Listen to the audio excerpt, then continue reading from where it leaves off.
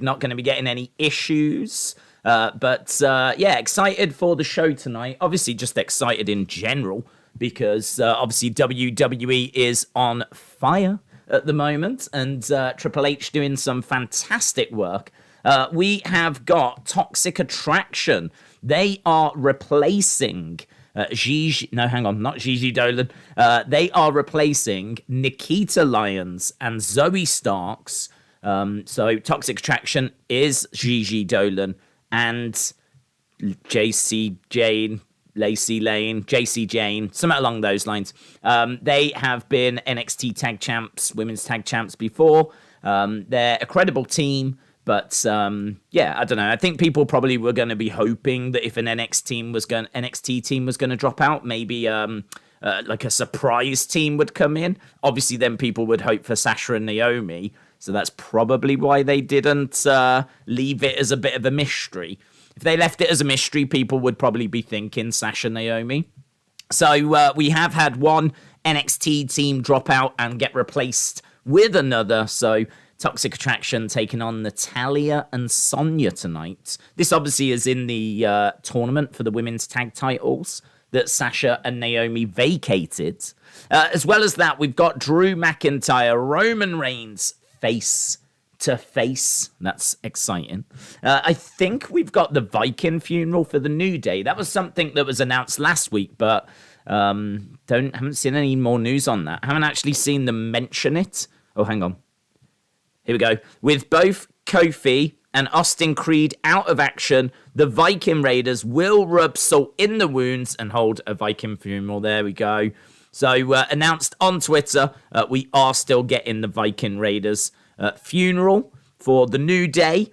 As well as that, we've also got a Fatal 5-Way. The winner of this will challenge Gunther for the Intercontinental Championship. We've got Happy Corbin, Sheamus, Sami Zayn, Madcap Moss, and Ricochet. So all of those going in a Fatal 5-Way. Winner earns the prize of facing Gunther. What a prize. What a prize that is. The winner earns the prize of having their chest absolutely massacred. What a prize. So, yes, that is what we've got lined up for tonight. So, as I said, should be a good show. I mean, listen, since Triple H took over, these shows have definitely been more enjoyable. So, yeah, hoping for another good one tonight. To boy 123 Liv is champion ! Shout out to you, bud. Hope you're well. Says, Days, I am going to WrestleMania 40 in 2024. Okay. It's a bit of a way off, bud. You're just skipping 39. Just going to go straight to 40. Well, I feel like you're queuing and waiting right now. Like, I feel like you're outside the stadium already in a tent. But, hey, listen, have fun. I can't remember where it is. I want to say Philadelphia, but I'm probably wrong. But, listen, 40 will be a very special show. I mean, 10 was amazing. 1 was amazing. 10 was amazing. 20 was amazing. 30 was amazing. I'm pretty sure 40 is going to be something special as well. So, shout out to you, dudes. Very cool news. Aaron, hello, buds. Aaron says, love being a member. Are you ready for a good time? Yes. I tell you what, my head is spinning right now because not only are we streaming on the new computer, so we've got a little bit of extra firepower now, which is nice. But also, obviously, tomorrow is just my head is spinning right now. I've been doing so much research for tomorrow. Tomorrow, we've got Anthony Joshua taking on Alexander Usyk. That is coming from Saudi Arabia. It's going to be around lunchtime Eastern time that it starts. And then by the time we actually get to the fight, it'll be about 5 Eastern. Here in the UK, starts about 5 o'clock. And the Anthony Joshua fight itself will probably be around 10. We're doing all of that. So that 5 hours, maybe even longer, we're doing all of that tomorrow. So massive stream there. And then really, as soon as that finishes, we go straight into UFC 278. Kamaru Usman taking on Leon Edwards for the welterweight championship in the main event. It's going to be a massive card, massive show. So we're doing boxing and UFC. probably looking at around about 12 hours worth of streaming tomorrow. So, yeah, a lot. Obviously, that's going to require a lot of research. There's a lot to talk about. I've got my notes ready. I think I'm as ready as I can be. So, yeah, stop by at some point tomorrow if you are around. We're going to be live pretty much all day tomorrow. So, big day. But that's boxing. That's UFC. Obviously, we're here for Smackdown, and obviously we're here for whatever Triple H has got in store for us. There's a couple of things to talk about. Obviously, there's news about CM Punk being unhappy with AEW, which I think would be an interesting topic to talk about. There's a really interesting article on Fightful that I've not read, but I do have the general gist of what it says. I've seen the highlights, but we could have a look at that article. And Charlotte has also been on Broken Skull sessions. So obviously we can have a little dive into that as well, see what bits have come out of that. I did see some clips of her talking about her relationship with Becky and talking about like how that's now strained, and I thought that would be a major focus. I did wonder if they might talk about Andrade as well. I'm sure they'll talk about Ric Flair. I wondered if they might talk about his last match. They do seem to, at the moment, just be quite happy with the Broken Skull sessions to kind of push those boundaries a little bit further. You know, for example, we had Jericho on, which I never expected. Jericho, when he was signed, and still is signed, with AEW, we had him.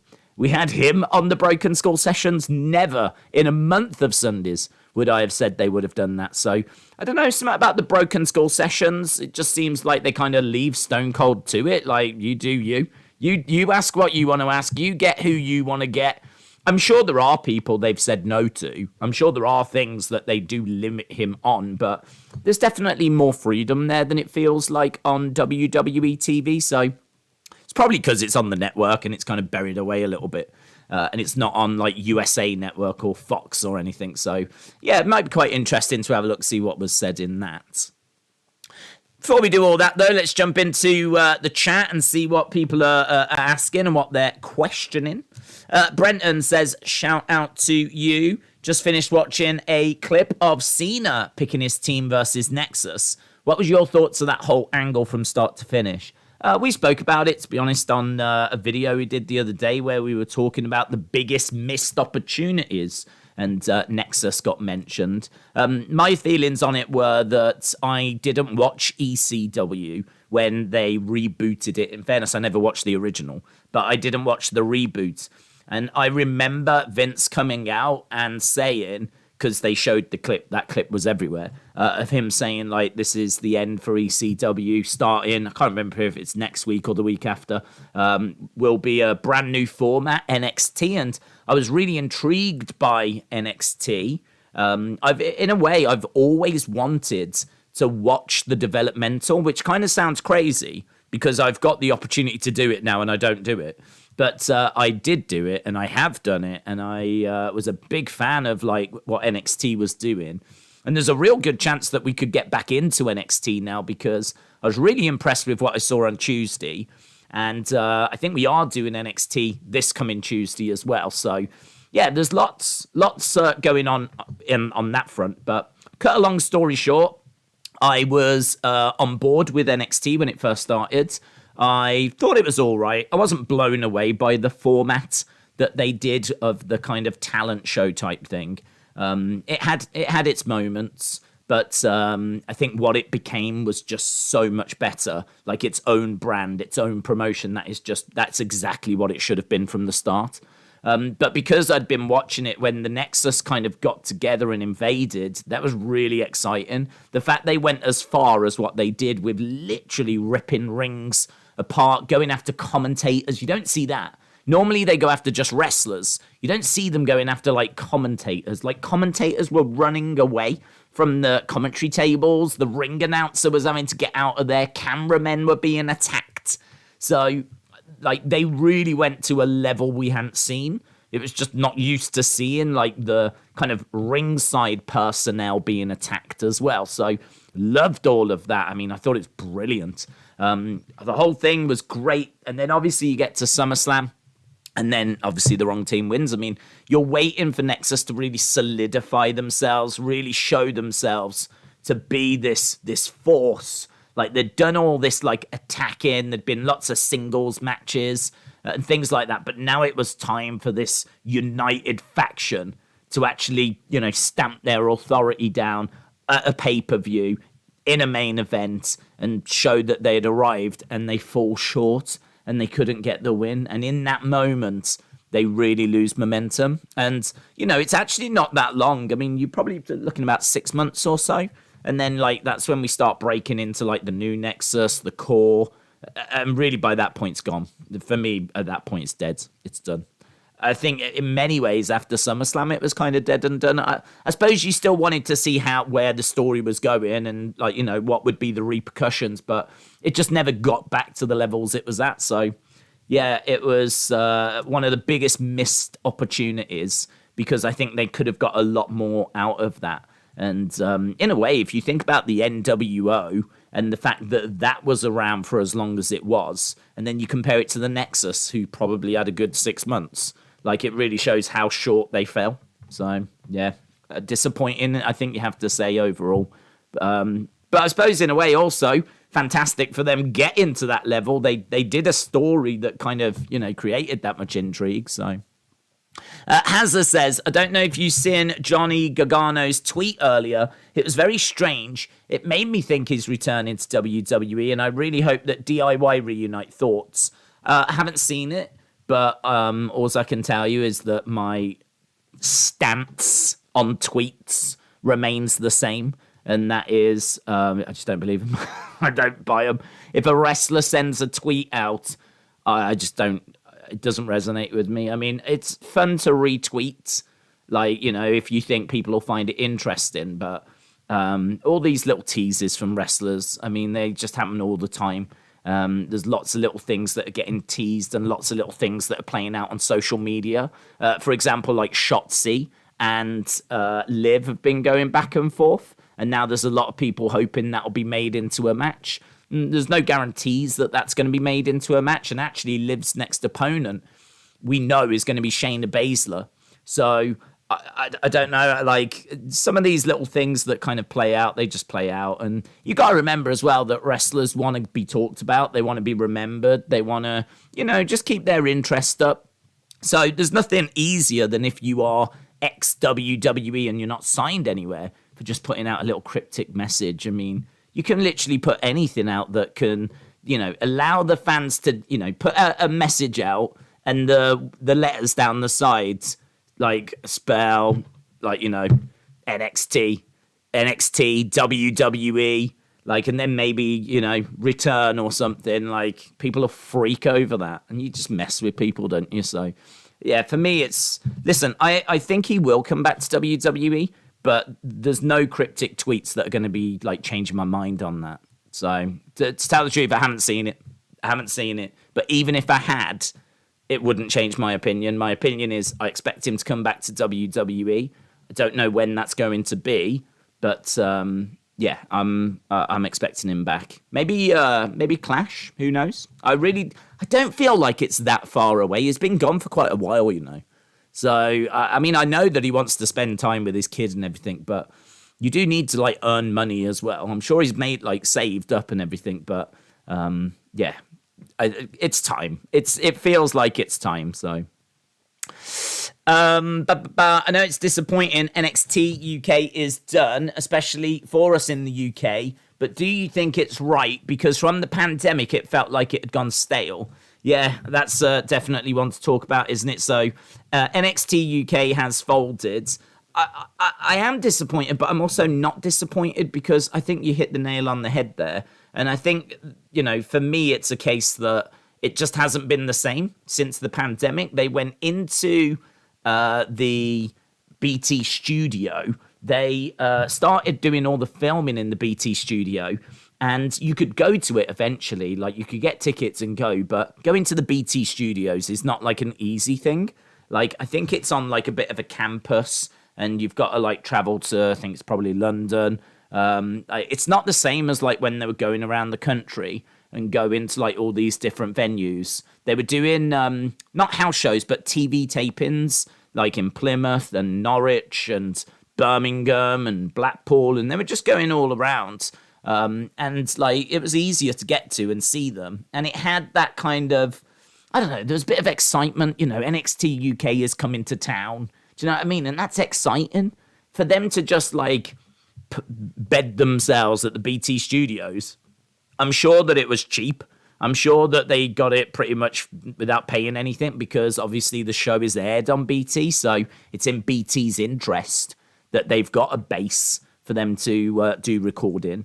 So I'm sure they probably got it for free. I'm sure that was a massive cost saving, but the crowd was limited because the space was limited. As a result of that, the atmosphere was obviously limited. And, it lost its spark. It just really wasn't the same. So they needed to go back on the road. You know, cost saving is cost saving. You know, normally if you are cost saving, you're cutting back on something. And they cut back on the atmosphere. They cut back on really what made NXT UK special. And that was largely the fans. I mean, it always comes down to the fans. I know the talent's very important, but we all saw what WWE was like without any fans. Like, for me, the Thunderdome era is one of the absolute worst eras. I mean, at first you look at it and you go, yeah, that's cool. And there's lots of people excited about being on the screens and, you know, trying to get in and all of that. But once you get past a couple of weeks of, like, seeing it and going, oh, look at all the screens, that's cool. All of a sudden then, you know, fake crowd noises being piped in because there's no atmosphere. Do you know what I mean? And like the reactions are nowhere near as good because of the lag and the delay. And, you know, you can't really do big moments. So you have to hold off big moments. You know, you just weren't seeing returns or shocking moments or anything like that because like you couldn't do them. I mean, where are you going to get your reactions from? You always want, if you're going to do a big moment, a big, you know, reaction from the crowd. That's why WrestleManias are so good and stadium shows are so good, because you get the biggest reactions. And that's why they love to try and capitalize on that by giving you big WrestleMania moments or whatever. That's why SummerSlam sees so many returns, because you can just cut to different shocked faces in the crowd. So, yeah, for me, Thunderdome sucked. And I think the BT studios suck as well. And I think that, to be honest, it's just not the brand that it was as a result. But the in-ring and the stories were still strong. And certainly I heard a lot of praise for what they were doing from a booking point of view. But it just wasn't going to grab me if the crowds and the atmosphere wasn't there. So I think this could be better if we're now looking to go back on the road. And I also think it could be better because if they go around Europe, I've got to think the UK is going to be the biggest magnet. It's going to be the biggest like audience they have, as far as I know. The UK is like their second or third biggest audience. Obviously, you've got the US, then you've got Canada, and then I think it's UK. UK might have slipped to fourth behind India now, because obviously the Indian market is massive. But the UK is there or thereabouts, right? UK is there or thereabouts. It's a massive market for WWE. So big, they do 2 tours over here every year. One in April, one in November time. And they've done that for years and years and years. And we get Raws and Smackdowns over here. They've done pay-per-views, but normally B-show pay-per-views. Obviously, we got Clash coming up as well. And they did SummerSlam. So, you know, their history in the UK goes back to 1989. So it is a big market for them over here. I have to think the biggest in Europe without a shadow of a doubt. So I have to think that they're going to go back on tour. They're going to start like going to venues again. And I just think that's going to be exciting again. And maybe even more exciting because it'll be quite rare or rarer that it comes to the UK, because they might do Germany, they might do Italy, they might do Spain, they might do France, might do Portugal, they might do Switzerland, they might do Belgium, they might do Holland. The list goes on. But when they come to the UK, like it's going to be like, oh man, NXT Europe's here. Like I can see myself like wanting to go because, oh man, NXT Europe.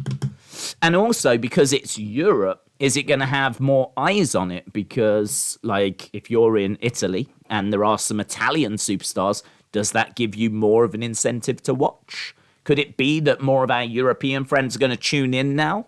So, yeah, I mean, look, there's loads of negatives, and I've got a list here of people that were released. I don't know if this was the final list, but it's like Mark Andrews, Zaya Brookside, Eddie Dennis, Saxton Huxley, Amir Jordan, Danny Luna, Dave Mastiff, who I really liked, Millie McKenzie, who I thought was going to go on to be a big star. She's done loads of training in Japan.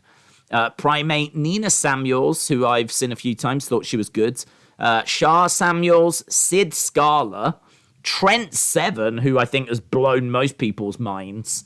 I mean, Trent Seven, Mustache Mountain, British Strong Style, Trent Seven. I don't even get that one. Ashton Smith, Jack Stars, T-Bone, T.O. Mann, Flash Morgan Webster, Kenny Williams.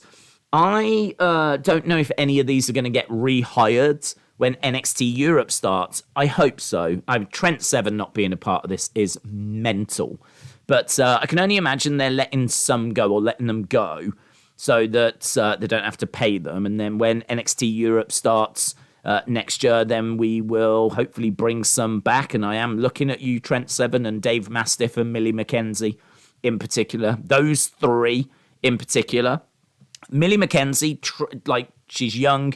She's trained all over the world. Japan in particular, I have no idea why you would let her go. Trent Seven, I know he's getting on a little bit. I think he's around 40.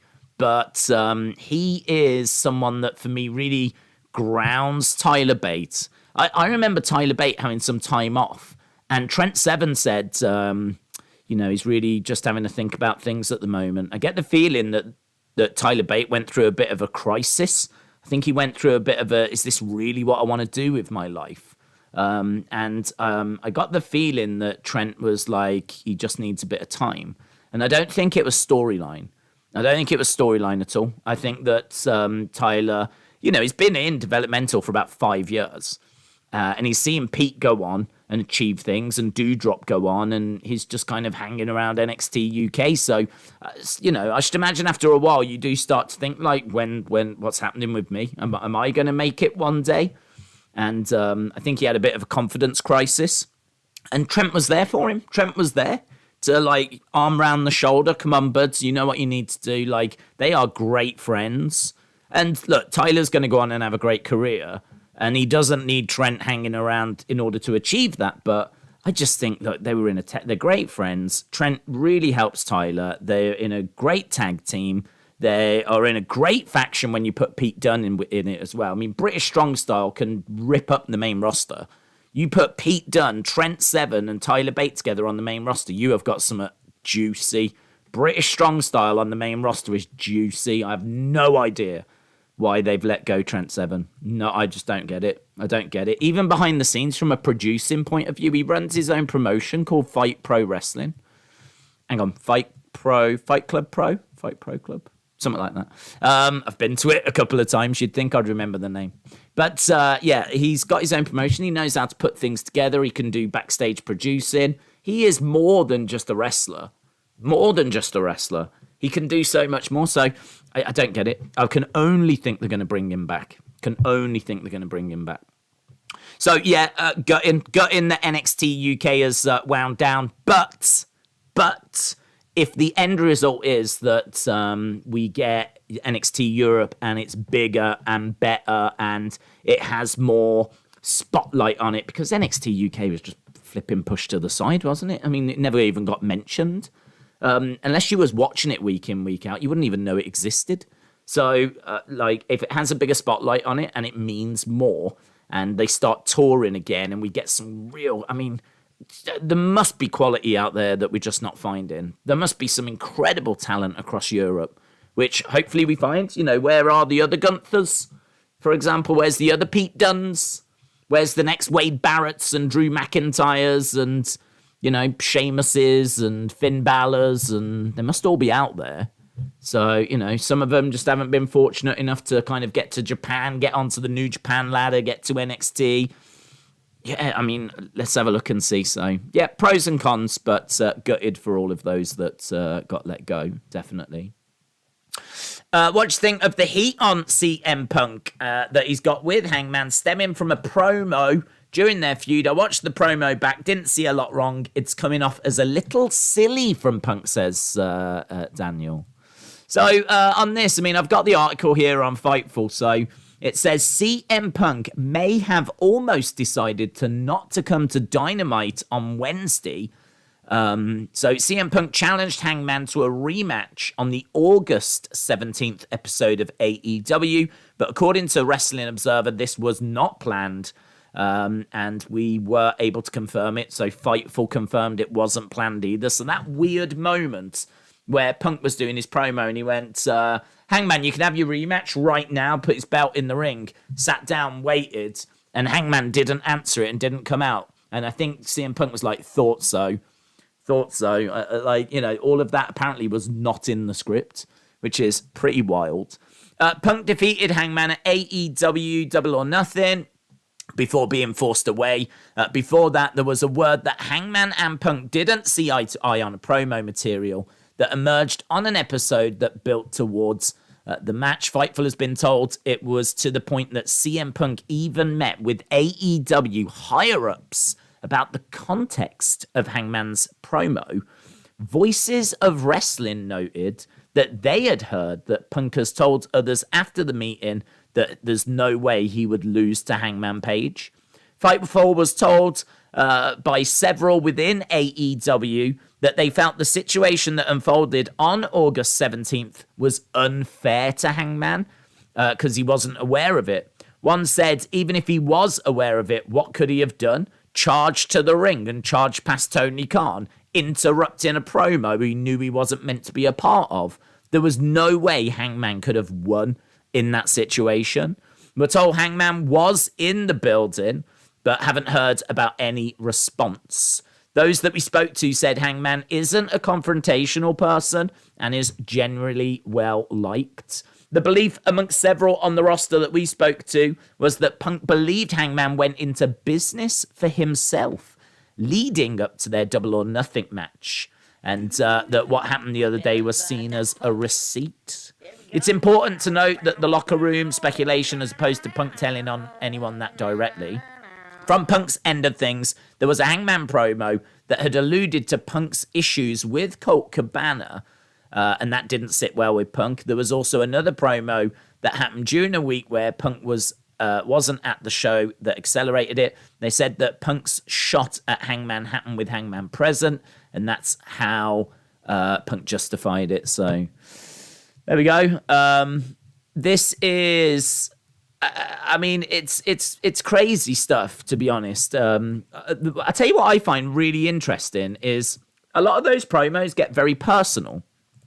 And I've always just sort of presumed that they've run them past each other backstage. I've always sort of presumed that they've kind of backstage gone, listen, I'm not going to go through my whole promo, but I want to just hit these points. I want to talk about your drink problem that you had, right? Is that cool, or do you want me to cut it? I want to talk about you and Colt Cabana. Is that cool? Do I have to cut it? I want to talk about the drug addiction. Is that cool? Do you want me to cut it? I've always just presumed that a conversation along those lines has happened. Seemingly not. Seemingly, you don't know what the other person is going to say until you get out there, which is pretty flipping crazy to me. I'm all for non-scripted promos, but I don't really understand, like, the idea of going out there and saying anything you want on the spot that could potentially genuinely upset the other person or could genuinely raise issues they don't want raising. I don't know. I mean, what? I don't really get it. I don't understand. Like, this is meant to be two characters cutting a promo, and the realism that gets put in is meant to be quite shocking and close to the bone, and that's all great, and I don't have a problem with that. But how is that not being checked backstage? How is that not being run past anyone backstage? How is Hangman saying stuff live about Colt Cabana in a promo that has not been run past CM Punk? So I must admit, if there is stuff that's upset Punk, then I don't think it should have been said. And I think, you can turn around and go, oh, you're just being a bit sensitive. But there are real life repercussions here. Like, if you are saying stuff about his relationship with Colt Cabana, who knows where that relationship is? And if you're saying stuff about it, it could affect that relationship and whatever state it's in at the moment. So, and again, the stuff about, like, I can't believe Christian said that stuff about Jungle Boy's dad without running it past him. I've got to think Christian's done that. So is this something to do with professionalism? Or is this something to do with the procedures that are in place for their promos? Because if I'm Tony Khan, if I know I've got a promo segment, I want both of those guys sitting down, running everything past each other before it actually goes out and gets said. Because all you're going to do is encounter problems. If it's scripted, then you've got to think that they can read the script. So if it's scripted like it was in WWE, both sides can read the script, know what's going to happen. If they've got a problem with it, they can point it out and go, I don't like that, and they can get it changed. If it's not scripted, this is a problem you've got. If it's not scripted, how does the other person check it? How does the other person know what's going to be said? And if it is just going to be the Wild West, then you're going to get hurt feelings. You're going to have people that get upset. You're going to have people, because you're going to go close to the bone on stuff. And it's called going close to the bone for a reason, because it cuts, it gets deep. You're bringing up some real life personal issues, and that's gonna cause feelings to get hurt. So I don't know. There's a few different ways to look at this. Whether you think that it was like worthy of CM Punk getting upset over or not, the bottom line is he did get upset over it. So I would say that him doing what he did to Hangman, 2 wrongs don't make a right, yeah? This idea of a receipt, I don't buy this, right? I can't say that I would be a bigger person and I wouldn't do it, right? I'd like to think I wouldn't. But if someone had done that to me, I would like to think I would go and speak to them and say, look, that wasn't cool. Next time we do promos, can you run them past me? Because I didn't appreciate that comment, and I'd like to think that person would respect me enough to go, damn, I didn't mean it. I'm really sorry. We can absolutely do that. Sorted kind of a thing.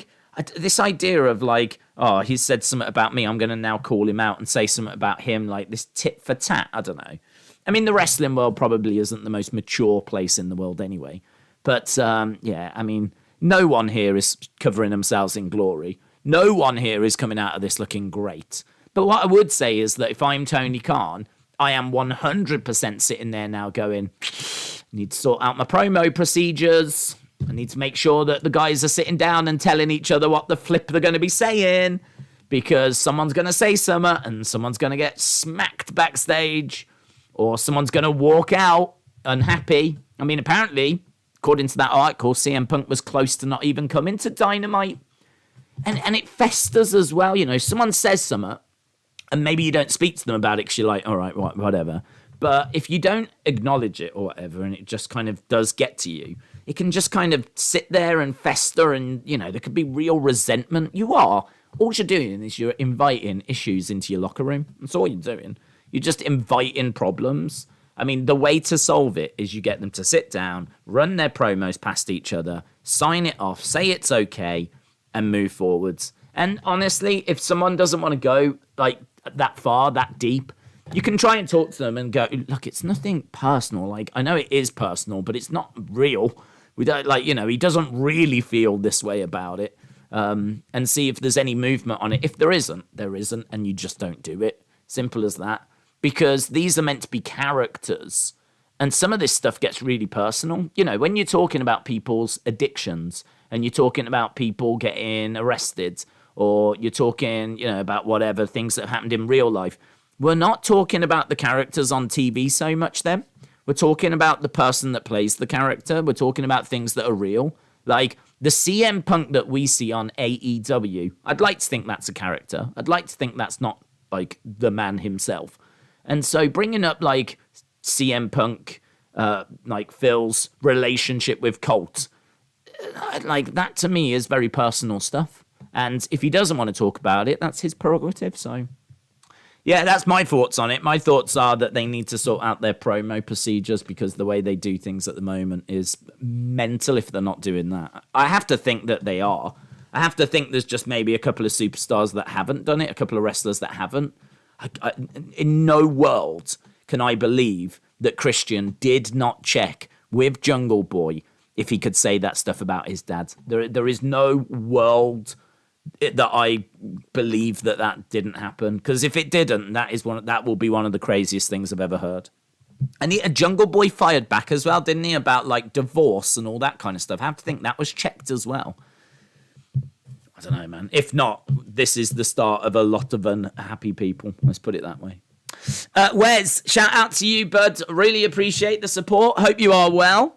Wes for 20 says, hey Days, it's that time once again. I like the new setup. I look forward to the new NXT Europe and what they're going to do for a title. Maybe a new European title. Thoughts? I think there will be a new European title.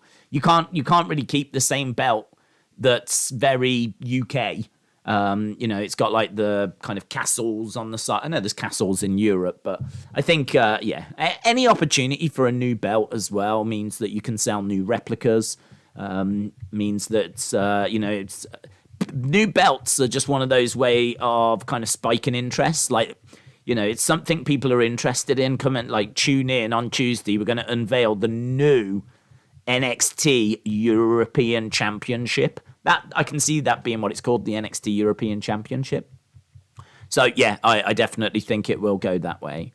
I don't know. I mean, would you have it the exact same? I don't know if you'd have it the same as the old European Championship. I must admit, I wasn't crazy about that belt. I think you can make it look better. Maybe you take that as the inspiration, but you just make it look a bit more detailed and you make it look a bit more prestigious. I always felt that belt was, I don't know, it was not one of my favorites at all. It was not one of my favorites. I remember it didn't have like a red block at the bottom where the text went in and everything. And I mean, it was all right. I've definitely seen worse, but I personally would use that as the starting point and really get some more detail, some more engravings in there and just little bits and bobs just to make it really pop. But I would use that as the kind of foundation so that it ties it to it, which I think would be nice. So yeah, definitely a new belt. So Wes, appreciate the support, dude. Thank you very much. Hope you're well. 20 minutes to go. 20 minutes to go. Standback said, I'm 13 and I'm in the UK. I want to be a wrestler. Very cool. The launch of NXT Europe has inspired me more. I'm not a big guy.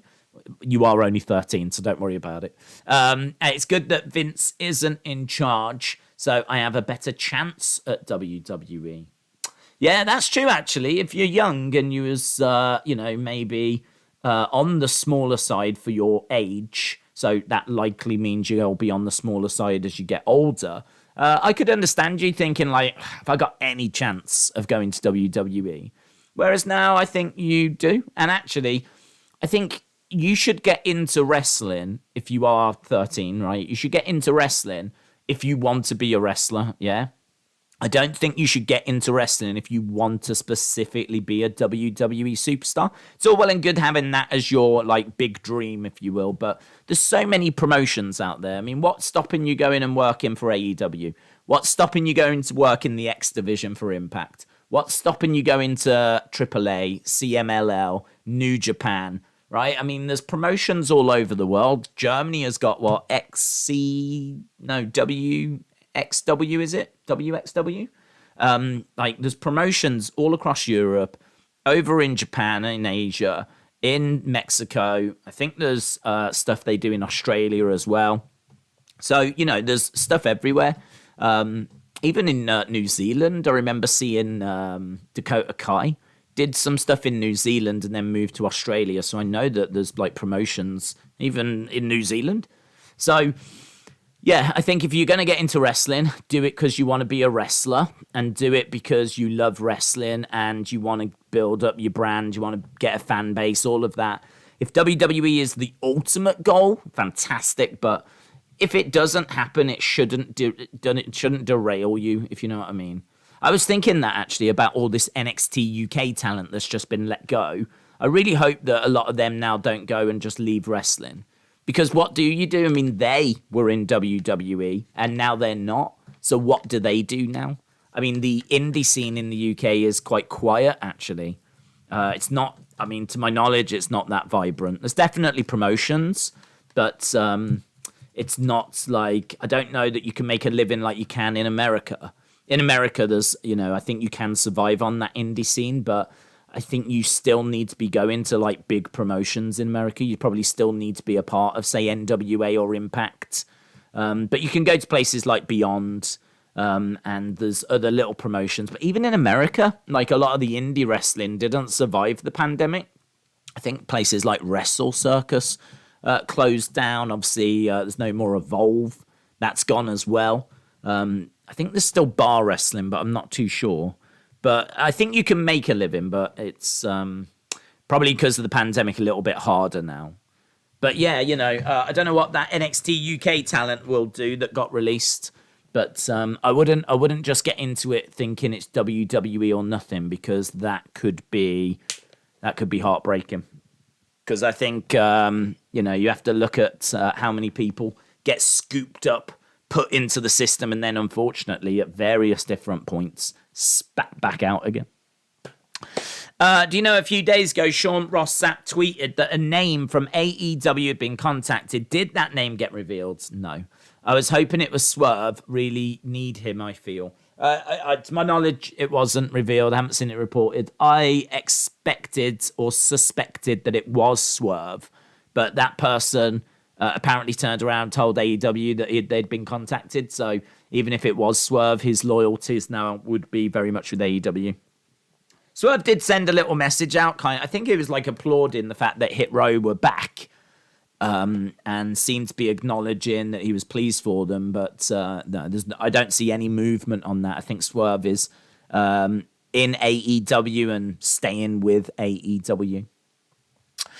I realised that Clash at the Castle is on the 3rd. All Out is the night after. Back-to-back shows, says Rashawn.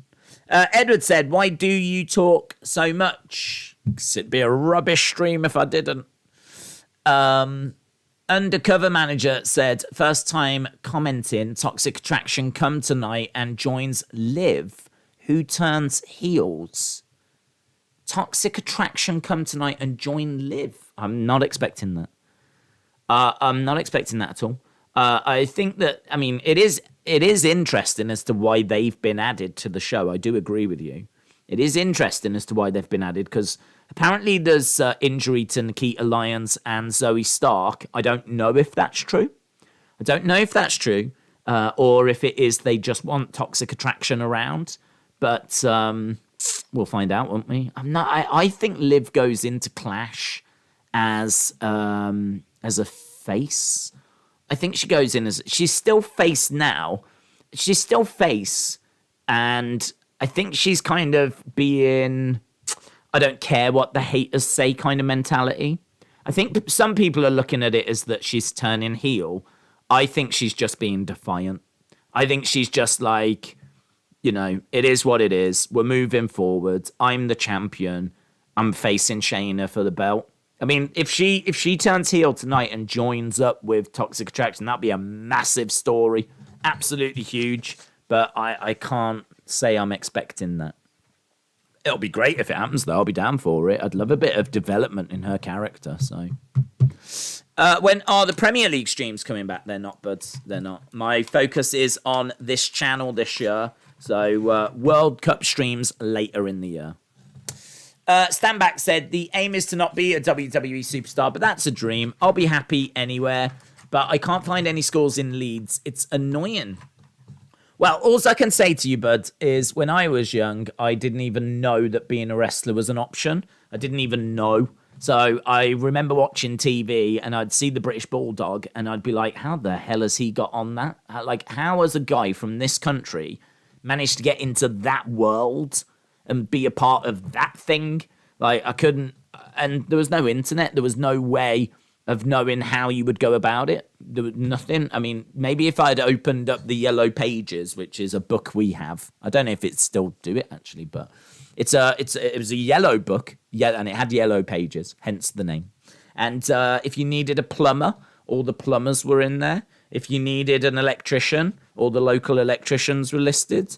If you needed your car repairing, garages, car repairmen, people to do your garden. Like, it was a tradesman kind of a book. But in there, I would imagine that would be the only place I could think if you wanted to learn martial arts, if you wanted to learn karate, if you wanted to learn jiu-jitsu, if you wanted to learn pro wrestling. That is the only place I can think that would have that kind of information before the internet. And I never looked in there. It never crossed my mind to look in there or think about it. I mean, it was a tradesman book. Do you know what I mean? I'm a kid. What the hell do I look in that book for? I don't. Spoiler, I didn't. We just had it in case we needed an emergency electrician or an emergency plumber or something like that. But had I have looked in there, I think I would have found, wrestling schools. But I didn't think to do that, and I was not aware of any that were local. So, it just all passed me by. So the fact that you even know that there are places that you could go to means that you are about 20 million steps ahead of where I was when I was your age. So if there's nowhere local, there's nowhere local. There's nothing you can do about that, right? You can search the internet, have a look, Google wrestling schools Leeds. If nothing comes back, then find your nearest and find a way of getting there and find a way of making it work. Because all I can say is if you do want it enough, you will do it.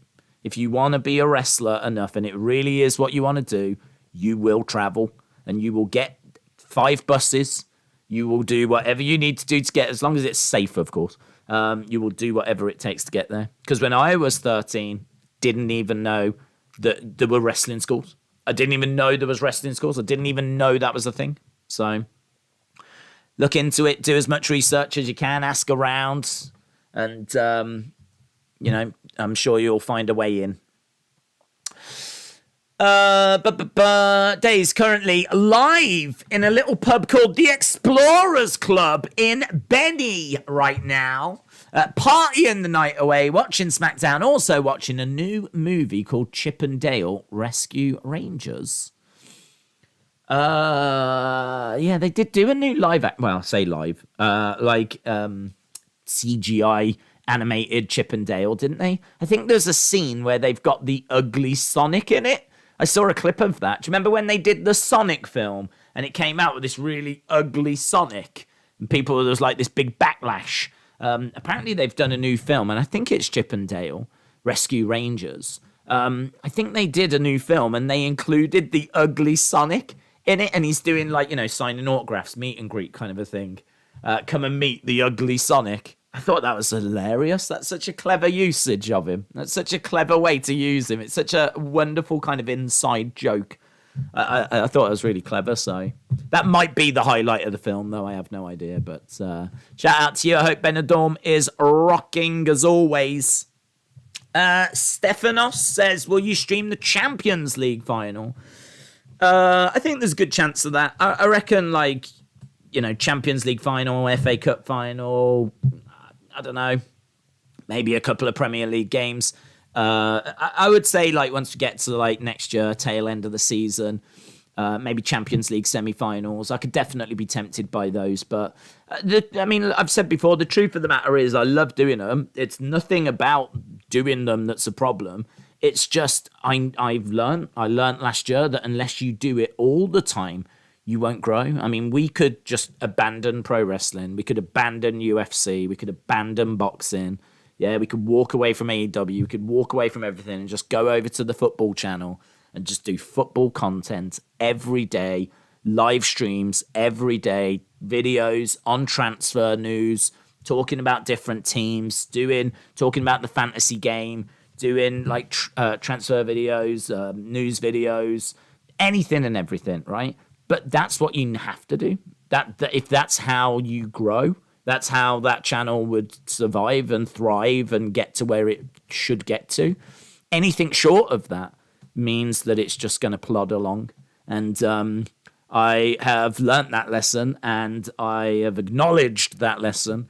And obviously we can't do that because we're not going to walk away from the pro wrestling stuff. So we have had to kind of shelve it, put it on ice, accept that that's the world we live in. which is fine. I mean, there's people out there doing amazing content, producing it every single day. They should get the success, you know?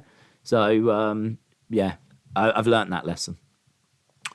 So I think all these questions are you going to do this match? Are you going to do that match? Let's not go down that road, right? The football channel is effectively dead. But I am interested in the World Cup, and we may do a couple of things at the end of the season. But short of that, it's pretty much done.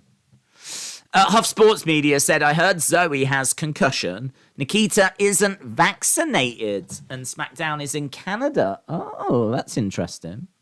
They didn't specify, did they? They just said something medical for Nikita. They didn't go into, I think they said not medically cleared is how they worded it, but they never specified. So that's very interesting.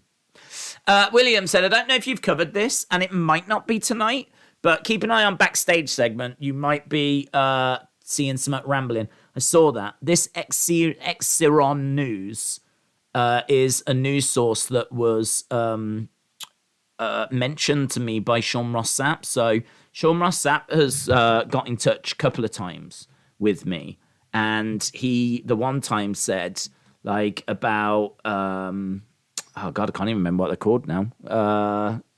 What were they called? That news source? There was a news source that we spoke about a report, and he was like, nah, they're not a good news source, don't use them. And I was like, I appreciate you letting me know. And he said, just so you know, the Exiron News as well, which is where that has come from, is also not to be trusted. So according to Sean Ross Sapp, pay it no attention. I mean, look, if it happens, cool. But equally, apparently they make a load of stuff up, those guys, and anything that is like accurate is just stolen from other kind of things, other kind of news outlets. So yeah, as you said, take it with a pinch of salt. If it had come from like Sean or WrestleVotes or Dave, then I would have obviously done a video on it, because it came from that X0 News. Apparently they've been known to make stuff up, so I don't know. I haven't really had any interaction with them, so I can't say any more than that, to be honest. Meltzer talked about how the 18 to 49 demo isn't talked about by Tony since it's declined since January. He said there's more people over 50 watching, and the number one spot on cable is now the Focus. Moldy said, I was thinking about doing wrestling shows on a weekend, work in the week, train on nights. There's a school about 20 minutes from me in Wales. Do it. I mean, all I would say is that it's great for fitness. So even if you don't want to go on to be WWE, or maybe you do, but you just don't think that will happen, there's nothing stopping you doing it for fitness, learning some skills, new skills, doing it as a hobby. And then I would imagine if you go to a wrestling school, the wrestling school probably will put on a show. So, you know, I'd imagine you'll be part of a show. How many people will go to that show? I don't know. But who cares? Because even if it's just the friends and family of people that go to that show, you still are going to be able to live your dream of, you know, being a wrestler, playing a character, performing in front of some kind of audience. And as I said, you know, if you do it as a hobby, do it as kind of a fitness thing, what you got to lose? And then if you're really good at it and people are like, you know, trainers are like, you should really, you know, go to this place, go to this promotion. Who knows? Who knows where it could lead? So, yeah, I would go into it thinking of it as a fitness thing. As Shia LaBeouf said, just do it, says Miss Clown1. We are 6 minutes away from going over to the Smackdown tonight. Do you think Sheamus wins tonight? I don't know. Have they said when the match is? Is it going to be at Clash? Because if it's Clash, then I would say Sheamus. If it's not Clash, I don't know. Maybe Madcap. The reason I say that is because Gunther's a heel, and Corbin's a heel, Sheamus is a heel, and Sammy is a heel, but Madcap and Ricochet are faces. I don't want it to be Ricochet because he's a former champ, and I don't want to see that match. So I have to think that that only leaves one face option, and that's Madcap. So, but if it is Clash, I think they could probably just put Sheamus over to get him on the card. So I could definitely see them just putting him on, like putting him over, putting him on, and just doing heel versus heel, whatever. You know, it'll just be a great match. Don't question it. Just watch it. We don't care who you root for. Just watch it. But I must admit, heel versus heel is something I always find strange. So I'm going to say if it's at Clash, I'll go Sheamus. If it's not, then I'll go Madcap. I hope it's Sheamus, says DFS. Sammy wins for another belt chance for the Bloodline, says Ian. I think they did say it'll be at Clash. Okay. Keaton said, just joined. Don't know if it's me, but your voice sounds different this time. Don't know, but don't know. Same microphone. I mean, it is a different PC, but it shouldn't change anything. It certainly shouldn't change how the microphone sounds. So, don't know. Hopefully for the better. Maybe cleaner. Don't know. I last heard about 5 or 6. William was in Detroit. He's going to be in my city soon. Very cool. Peter said, Alexa Bliss said on a podcast she's been working on a character that's not been seen and hopes to use it because being Lexi is boring. Yeah, I'm worried about that. God, I heard about this. I'm worried about it. I think, she's working on a character. Look, this is where we're all going to disagree, right? We're all going to disagree. And I'm just going to put my point out there. If you disagree, it's absolutely fine, okay? But to me, she doesn't get it.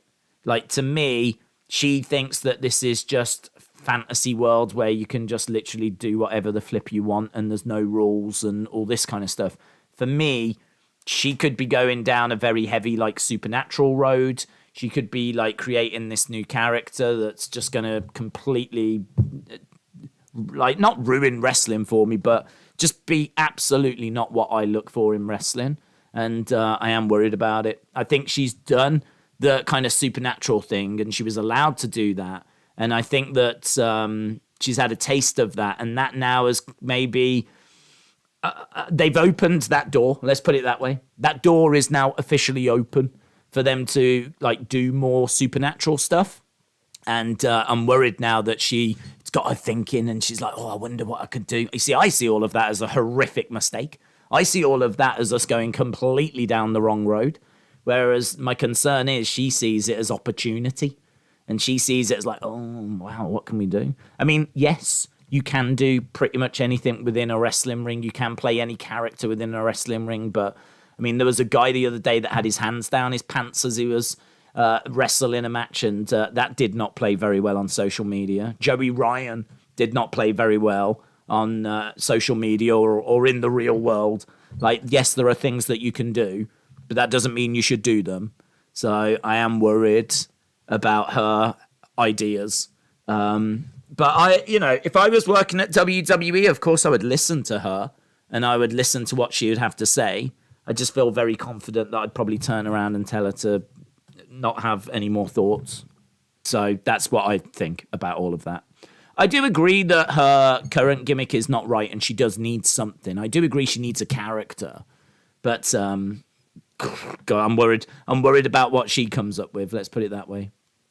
The other thing as well is I really don't know under this new regime how far they'll go down that road. So she might have an idea, but I don't know if that's going to play very well with Triple H. I sort of feel like if you look at NXT, and we spoke about this before, if you look at NXT was not supernatural. It did have some stuff at the end, but that for me was when we were in the pandemic. And I think that's when Vince is starting to get more involved because we're not at Full Sail at this point. We go to the Performance Center. We're in the pandemic. That means that you can do that kind of video editing that, the end of the Fiend's run was kind of using a lot of. That kind of, video editing. There's no live audience. You can kind of mess around with it. So for me, it's something that happens towards the end of Triple H's time. If you look back through NXT and go back to when it started, there's, 8 years plus where they don't do anything like that. So I have to think that Triple H isn't really that way inclined. I have to think that he's not really that. I mean, he was trained by, I want to say, Killer Kowalski, and he's got a love for like wrestling and the territories and all of that kind of stuff. So I have to think that he is someone that's kind of focused on that and where, you know, wrestling has been. But I don't know. We'll have to wait and see. And maybe her idea's got nothing to do with supernatural stuff. Maybe it's something that is just like a really interesting character. But I don't know. It does worry me. Here we go, though. We are live on SmackDown. What are we going to open the show with? We're just seeing shots of the crowd. I need my notes. 1,200 episodes of SmackDown is what we're celebrating tonight. I say celebrating. I don't know how big those celebrations are going to be.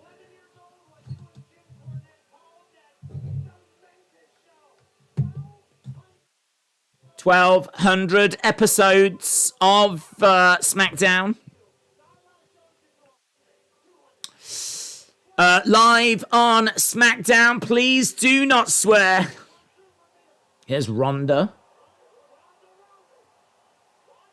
Ronda Rousey making her way into the ring. Okay, this is an interesting way to start the show. Ronda Rousey.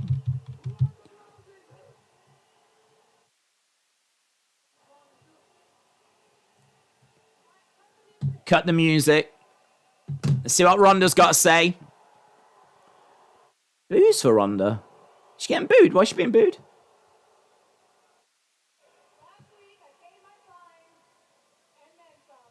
I paid my fine and then some. Not leaving till reinstated.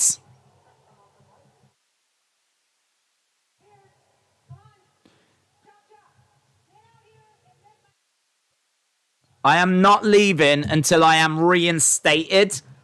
She's getting some boos. Quite a few boos, actually. Oh, but then she's getting some Ronda chants.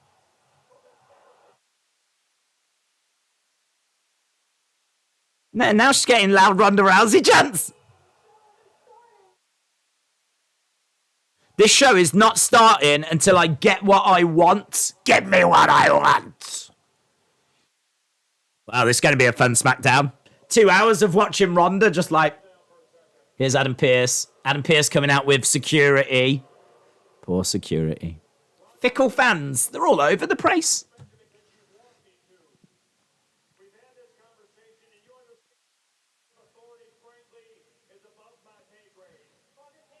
That authority. That kind of authority is above my pay grade. You can't hijack the show. Listen to me. Please listen. Boos for Adam Pearce. Please leave the ring. Peacefully. Don't do it, Ronda. Don't do it. Mess him up. Mess him up, Ronda. Mess him up. Make him humble. I chose to leave peacefully last week.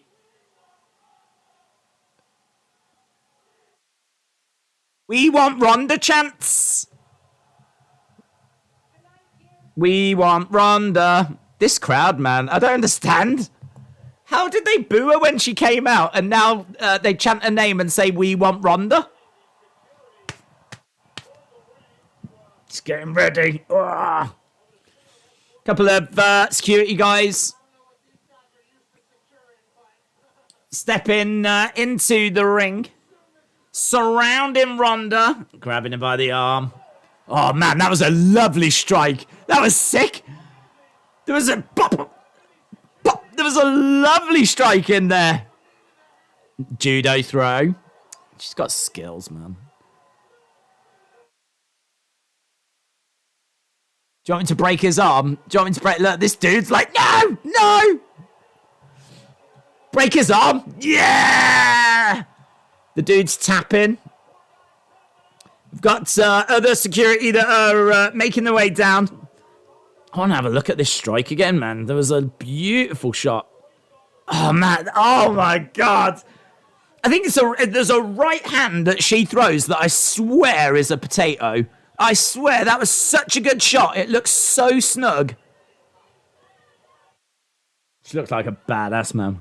She looks like a badass. Puts her hands out then. Ronda is being arrested.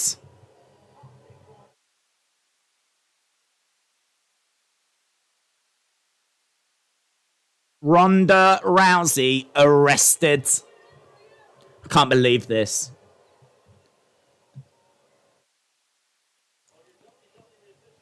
Ronda Rousey arrested, led away. We had 2 police officers come down. Isn't it funny how she'll wipe out security, but she won't touch the police officers. Poor security.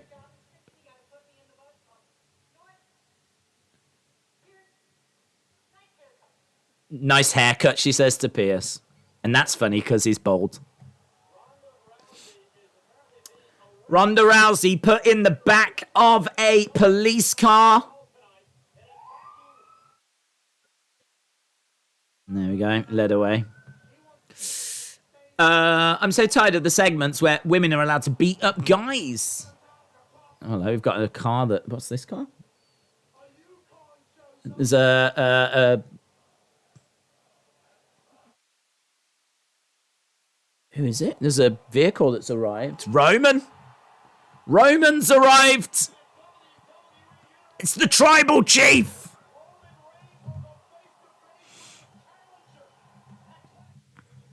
So, quite a good start there. Quite an explosive start. Although, I do love the fact she was there going, I am not leaving this ring. I am not leaving this ring till I get what I want. We are literally 7 minutes into the show. She's been arrested. So, that went well, didn't it? This 2-hour show has been completely derailed. I am not Oh, I'm going to prison. All right, bye. Bye then. Bye. Oh, I can't wave. Bye. You did well, Ronda. You did very well. Excellent work. Great protest. Acknowledge the tribal chief. You would think Roman could afford something more than a generic Chevrolet. Darcy said, as a Canadian, I can confirm that we are very indecisive. No clue who to cheer or boo. Yeah, to be honest, I forgot we was in Canada. I'm starting to wonder if they might have piped in booing sounds, or did the crowd just really forget what was going on? Or, I mean, I must admit, as soon as I heard boos at the start, I was really surprised because she got a great reaction last week, Ronda. And it was a cool segment where she paid the money, emptied all the money out the bag, and then said to Shayna, "You used to be a killer." Kind of saying to Shayna, you're not a killer anymore. You're not like me. I'm still a killer. You used to be like me. She kind of really positioned herself as being a badass. So I was really surprised when she came out and the crowd were booing. There's nothing she's done in my eyes that results in her getting that response. But then very quickly, we started to hear, I can only imagine, maybe it was a section of Liv Morgan fans. Maybe there's a good contingent of Liv Morgan fans there. And they, as soon as they saw Ronda, started booing. But then it seems like the rest of the crowd woke up and started chanting for Ronda. So we had Ronda Rousey chants. We had We Want Ronda chants. There was quite a bit going on. And then, in all fairness, that shot, I don't know if it's a left or a right, but there is when the 2 guards come in, I think it's a left, bang! It is so on the button. If that is a fake strike, it's amazing. It's one of the best fake shots I've ever seen. It was because the guy she just proper. It was so good. It was so good. It was so good. I think it's real. It was so good. I would have to watch a replay. I think she does hit him. It was just, I don't know if she could pull it in time. I don't know if she could stop herself in time. I don't know. Maybe she didn't give him the full impact of it, but I reckon something got through because it was beautiful. It was beautiful. And then obviously her judo throws are amazing. And then obviously she's led away and arrested. Good. I like it. I like it. Good start. If Vince was running the show, the cops would have been dressed as the Mountie. Ronda beating up security guards should start every show, says British Soundboard Pranks. Michael said Triple H is going to make Ronda the new Stone Cold. What? Yeah. Delwyn, shout out to you. Now that's what you call a bass ass. Is that a bass ass, Ronda? We've been waiting for. Like Cowboy Brock loved it. Delwyn, shout out to you, dudes. Yes, winner earns an Intercontinental Championship match at Clash for that Fatal 5-Way. Now we're going over to the tag match. Time for the tag match. Natalya and Sonya. Natalya and Sonya versus Toxic Attraction. They're giving him a proper entrance. Toxic Attraction aren't in the ring. I did wonder if they might just be in there where the focus would be. So it's an entrance for Toxic.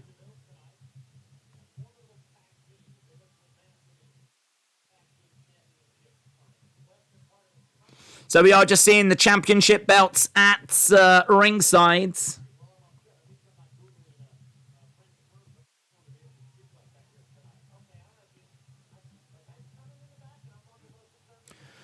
Arrest Bailey, Dakota, and her buddies. They're still not calling them Control, are they?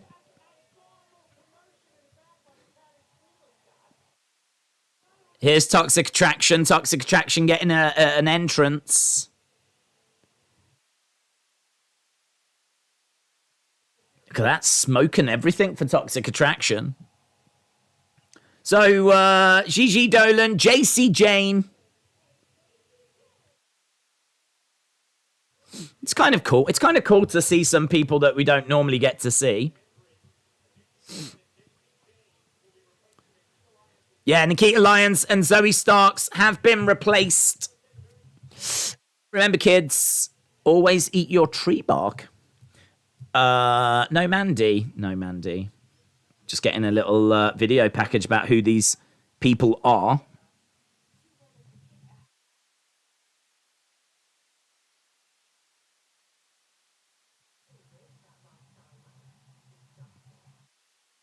Toxic Attraction, live that rock star life. We're seductive. We're just seeing them winning the NXT tag titles. This video package makes them look cool, actually.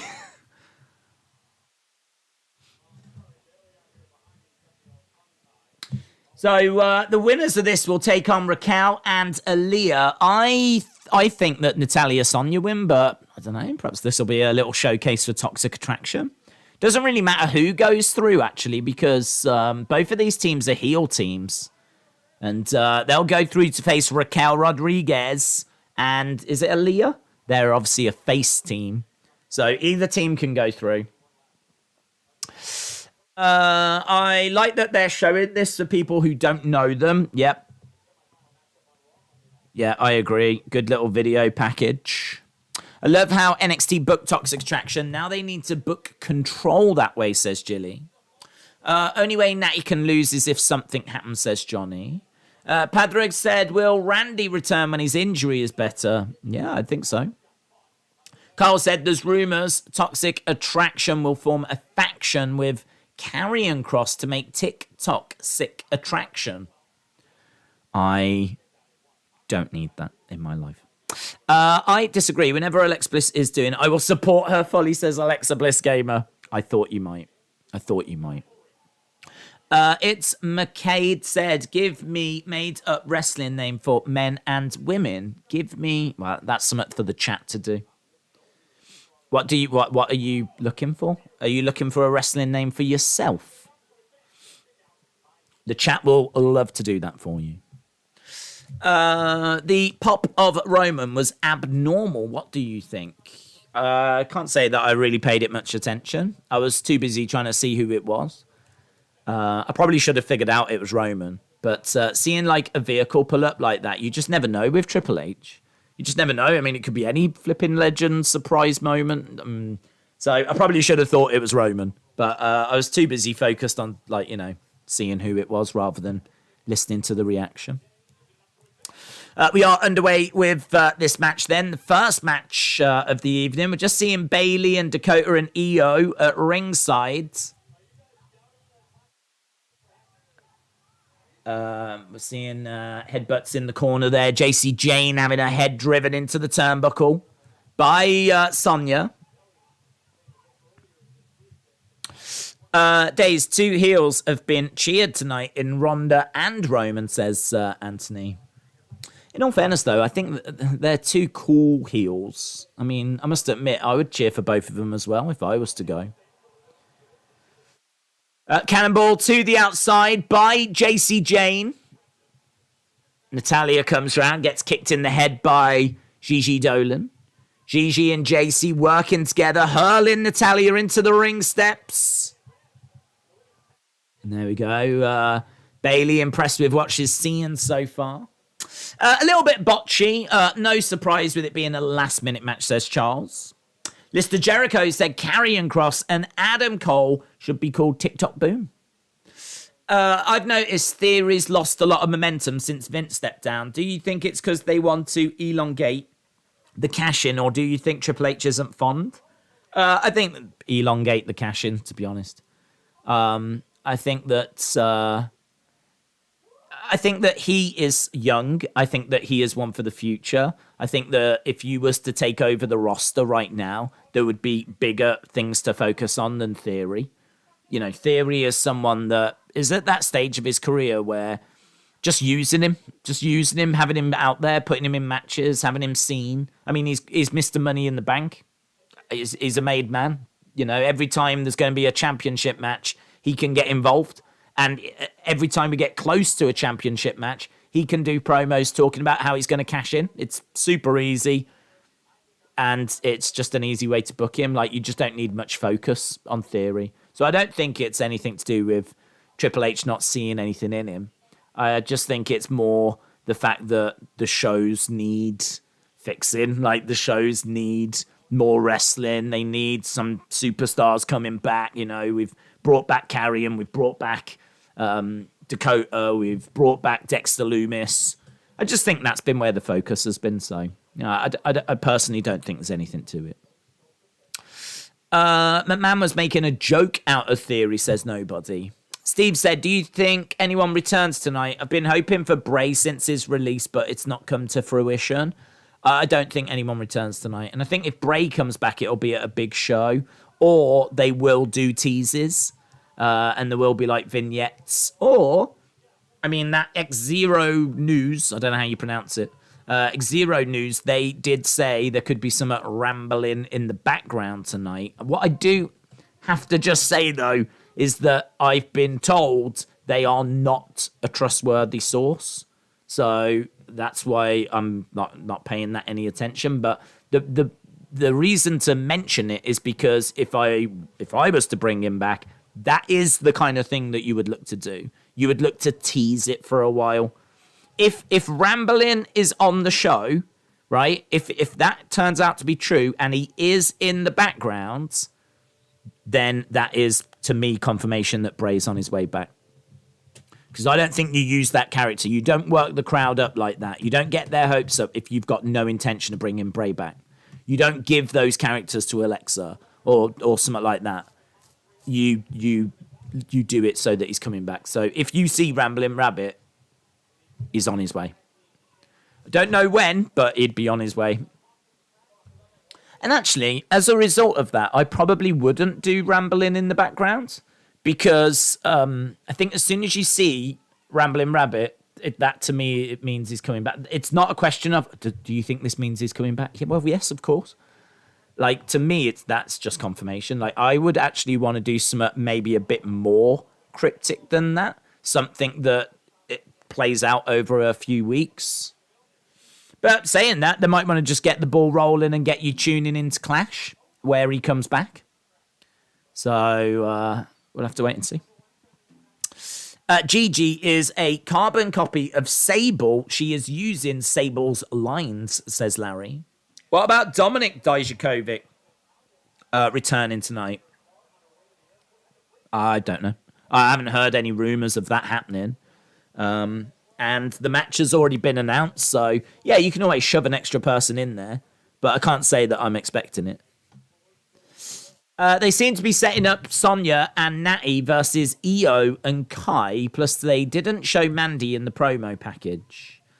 No, I don't think there's much need to show Mandy, though, because she's not here.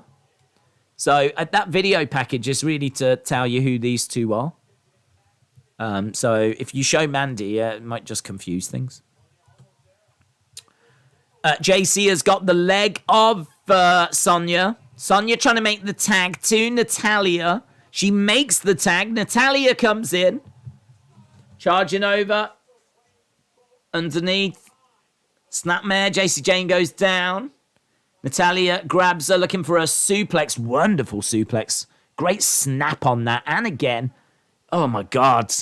So good. So good.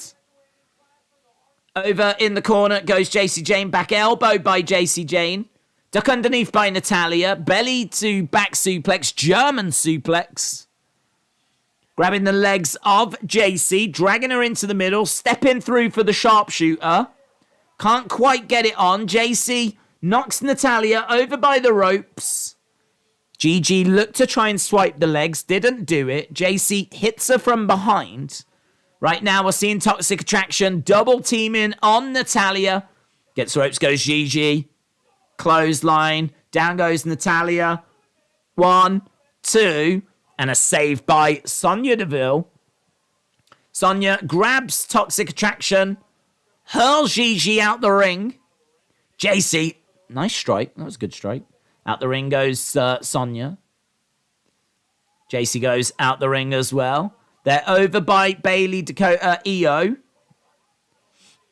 Shots coming in. Got to think that someone's going to into the barricade. Sonya goes into the barricade right in front of Bailey, Dakota, and Io. Bailey laughing at Sonya. We must be in Canada if they are cheering for her. Big boot there by JC. In the ring, we've got Gigi rolling up. Natalya. Kick out by Natalya. Gigi. Kick to the midsection. She's got Natalya. Goes against the ropes. Oh. Discus clothesline by Natalya. Gigi over in the corner. Forearms coming in. I actually don't know which way this match is going to go, and I really like it for that reason. Because I can see an argument for both qualifying. I can see an argument for both going through, but a step through by Natalya. She turns. Gigi over. Sharpshooter applied. JC rolls up. Natalya 2. Toxic Attraction win. Toxic Attraction win. Damn. I didn't know which way that was going. If I was to guess, I would have said Natalya and Sonya. Toxic Attraction, late replacements getting the win. And Bailey, Dakota, and Io have seen enough. And they are walking away. So Toxic Attraction are going to be taking on Raquel and Aaliyah. So just a little roll up by JC. So Toxic Attraction win. Let's go!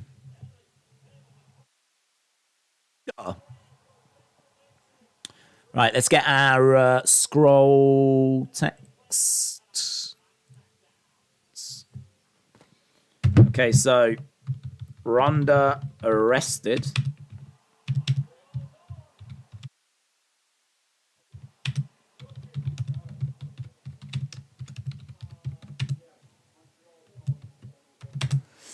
Sami Zayn in the house.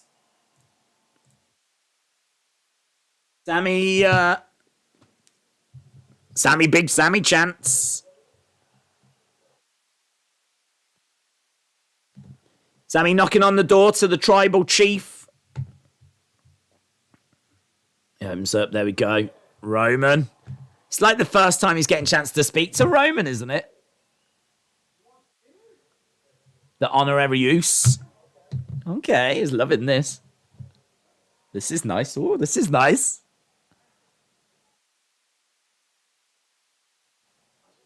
How's everything going? Good. Oh, good. Thank you. Yeah. Yeah. Yeah.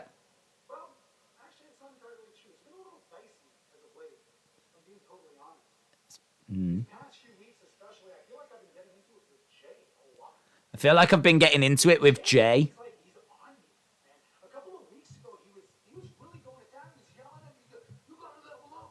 You got to level up, Oos. He spit a bit in my face.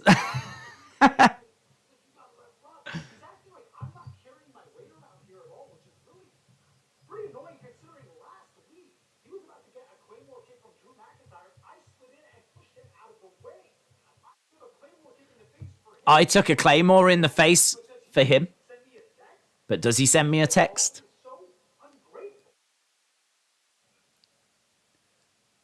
He says Jay's ungrateful. Roman's listening. You're right. He doesn't appreciate anything.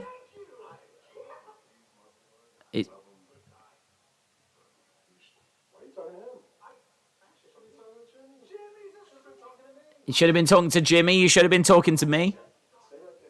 Stay right there. I'll hang out right here, Roos. This has gone well for Sammy. Your phone's ringing. It's Jay. Answer it. He's going to answer the phone. Hello. Roman Reigns' phone. Hello, Roman Reigns' phone. This is a great segment.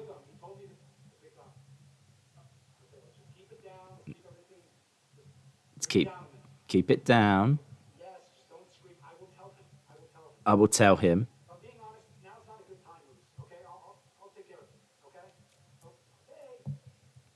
So he was screaming.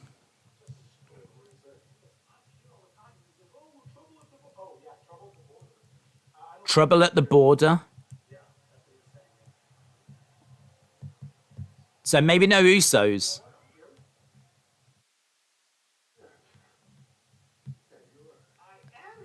Sammy says, I'm here.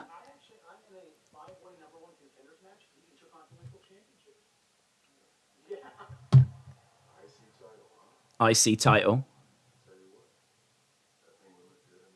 That would look good in the bloodline. Okay. Gotta get warmed up. He's like, oh, gotta get warmed up. Sammy is. I could watch these two. They could do a half-hour show. Good talk. One thing. Are you still cool with Kevin Owens? Okay. Let him know.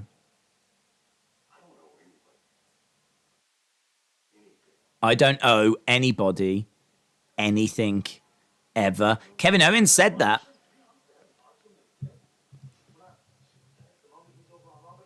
I don't owe anyone anything. Kevin Owens.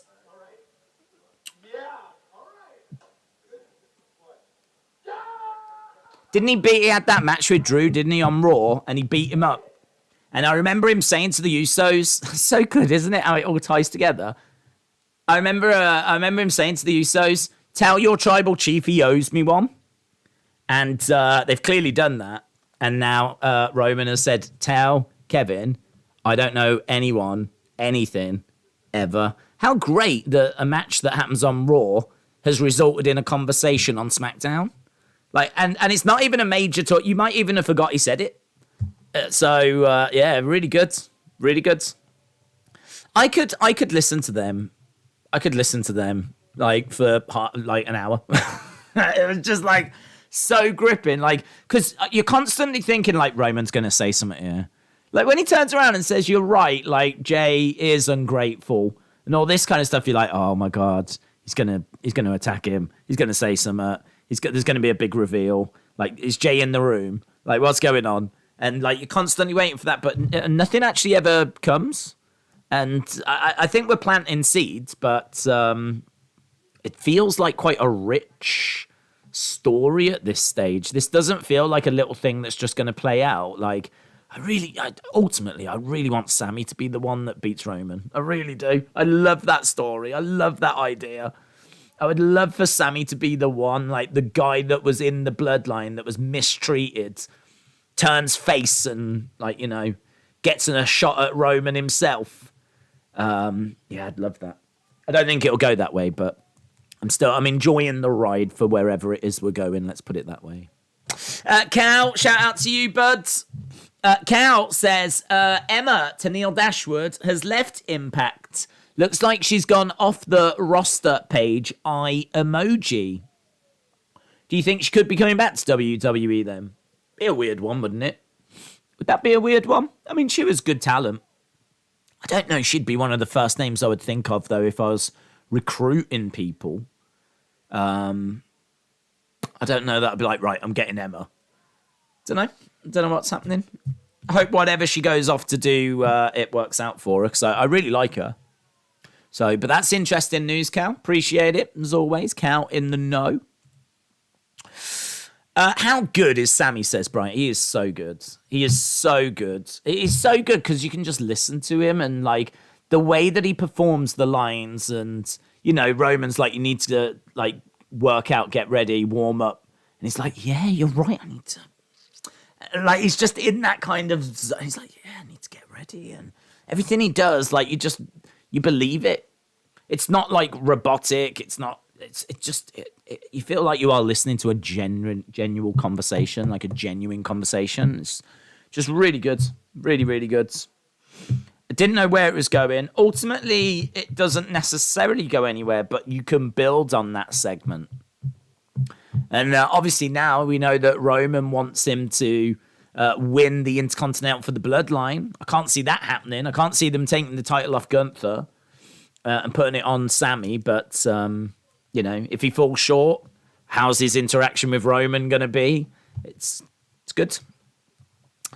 I think since DX are running things, SmackDown and Raw are 100 times better, says Stoney. Jim said, Tenille Dashwood has got a pretty big social media following. Mako Rice said, do you think Sammy is involved in the Usos being late? I don't think so. I mean, if it does turn out that that's the case, that would be an interesting development. I don't know. Does he know someone on the border? I don't know. Maybe, like, he just doesn't want Jay around him, and so, you could potentially tell a story there. But I must admit, that was not something that crossed my mind. Rated R Superstar returns home for Retribution. They're not Retribution, they're Judgment Day, silly. Silly WWE. He's not coming back for Retribution.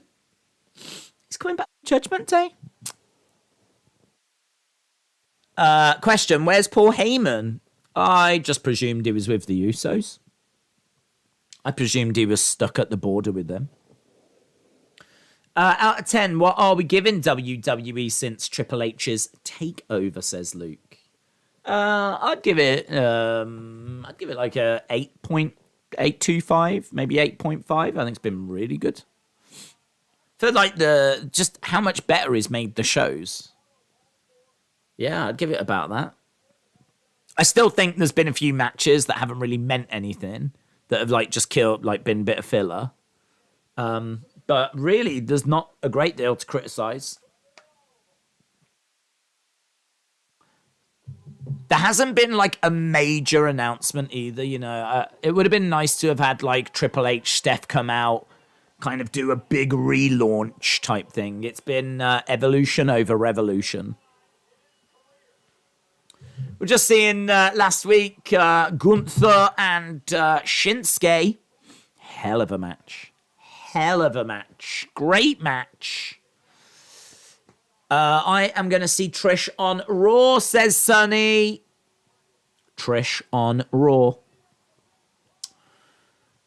Toronto is the home of Alexa Bliss using the right hand to take out Theory for good, says Richard. Sir Jay said, do you rather Sammy Gunther or Sheamus Gunther? Sammy Gunther. I know Sheamus would be nice because I'm sure there'll be Irish fans in Wales. It's obviously not far for them to travel. So Sheamus, with it being at Clash, Sheamus competing for the IC makes sense. So I've got to think Sheamus is favourite. But I'd rather see Sammy. Right, what have we got? Maximum Male Models. Here we go. Mansoir, Marseille. Mansoir. Yeah, lots of boos for Maximum Male Models. We. Hero. Hero. Hit Row are making their way out. Hero. I forgot about them, you know. I forgot they were on the show. Top Dollar, B-Fab, Ashante making their way down. Hero.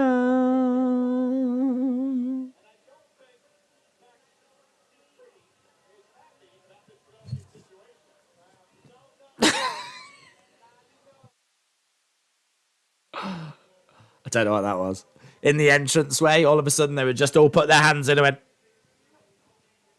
All the kids are doing it, guys. All the kids, I've seen that all over the tickety tockety.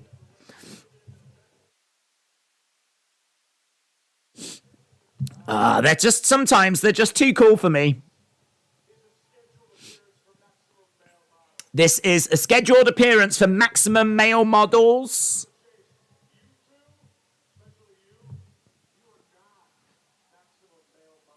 You're not Maximum Male Model material. He says right to Top Dollar. Drop kick by Ashanti. Oh dear, it's all kicking off. Are we going to get a tag match now?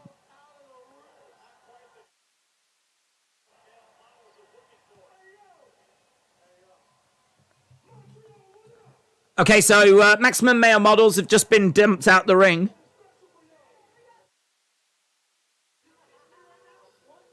They're doing it. We've got a track. We've got a hip-hop track.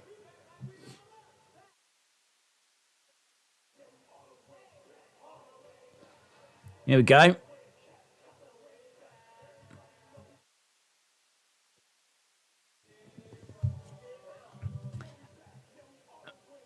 Yeah, we're back. Yeah, we're back. Yeah, we're all the way back. Way back.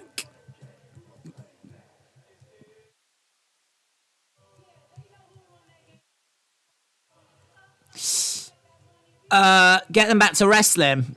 Oh, please don't sing. She can sing. She's all right.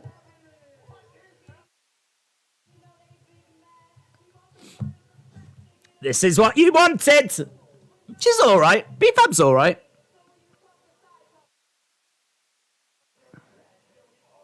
Back. Yeah, we back. Yeah, we back. Yeah, we. The backing vocals seem out of key. She's loving it. Maxine Dupree is like having a bit of a.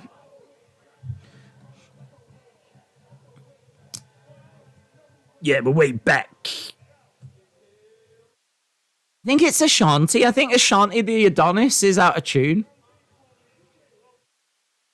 I thought B-Fab was all right.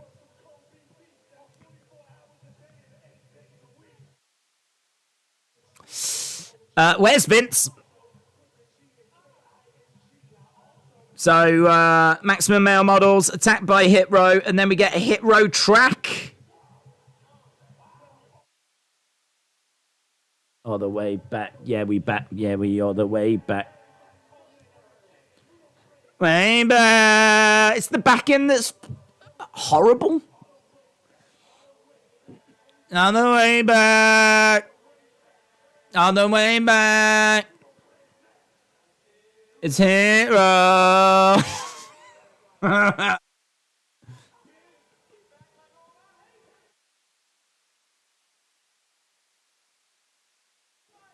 So are they heels now, or?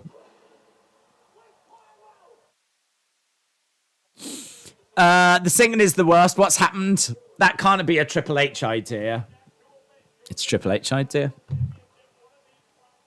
Yeah, we're back. Yeah, we're back. Yeah, we're all the way back. Way back.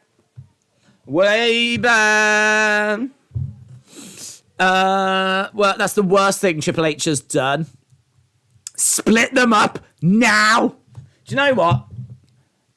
Let's have a look, see what people thought, shall we? Let's jump in the chat. We'll do a poll. If you didn't like that, you're just not cool, yeah? Did you enjoy the Hit Row? I don't know, track? What do they call it? Track. Yes, it was the bomb.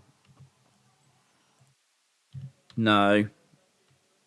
My ears are bleeding.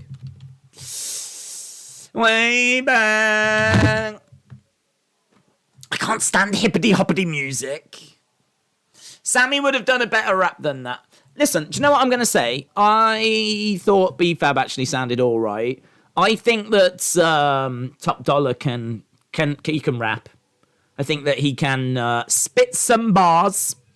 I really think that it just feels a bit out of place to just do it out of nowhere. For them to come down and like replace Maximum Male Models, which people think is cringe, with a segment that is never going to be universally loved, is it? I mean, if you're going to do some hip hop stuff on SmackDown, that is not going to appeal to everyone. So you've got to. I mean, I feel sorry for them. I do feel sorry for them because I think that kind of a thing, you've got to be really careful with how you do it. And I mean, look, they've shown that they can rap. They've shown that they are not just playing like, characters, and it's something that they can actually perform. But was it any good? I mean, I would not be racing to the shops to buy that track. Let's put it that way. I don't think the Billboard is going to need to worry about being bothered by that Hit Row track. And the back, I keep saying it, but I think the backing vocals were out of key. Way man, it was like this drone that was going on all throughout. But like when B-Fab was doing the stuff, I thought that was all right. Hey ho, LRF. We'll see what you lot thought. Break-in, Trish Stratus is going to be at Raw next Monday. Yes. Esteban said, my God, Hit Row are awful. The Acclaimed, they are not. Wow, listen. The Acclaimed don't do full songs, do they? They just do the little quirky lyrics at the start, which is just to the point. People look forward to it. And it's got lots of current references. Maybe that's the better way of doing it. But the thing is, if you do that, everyone's going to say that you've just ripped off The Acclaimed. So, yeah, a bit tricky. A bit tricky, to be honest. Do you know what I think they should do? They should do full diss tracks. They should do, like, if they're in a feud, do a full diss track with a video. Don't subject the live crowd to it, and don't try and do it live. Because at least if you do a video, you can sweeten it, and you can, like, make sure it sounds actually good. 340 odd votes. That's going to give us a good sample size. People are split. People are split. It is exactly 50-50 right now. It is exactly 50-50. Wow. 50-50? I'm going to keep that up for a bit. We'll see. Keep voting. If you haven't voted, get your votes in because it is exactly 50-50. Right. Hit, row, perform. Hit, row, hit, row, hit, row. What's this? Oh, Scarlet. The tongue is not steel. It cuts. The tongue is not steel, it cuts. Good evening. Good evening.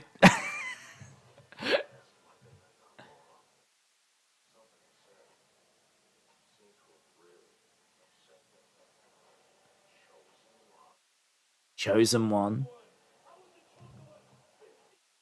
I was the chosen one 15 years ago.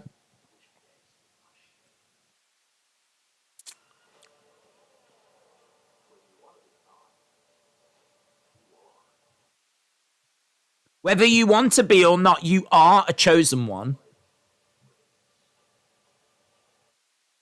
So Carrion continuing to call out Drew and Roman. This is what you are.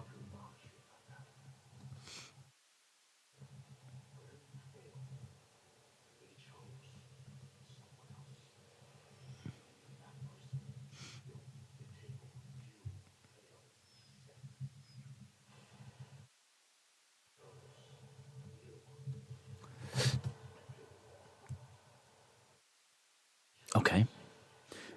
Carrion is going to haunt the Roman Empire.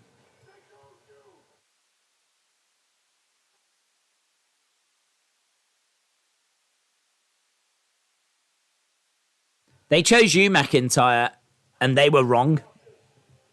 He's very upset. Face to face, that's coming up tonight. They chose you, McIntyre, and they were wrong.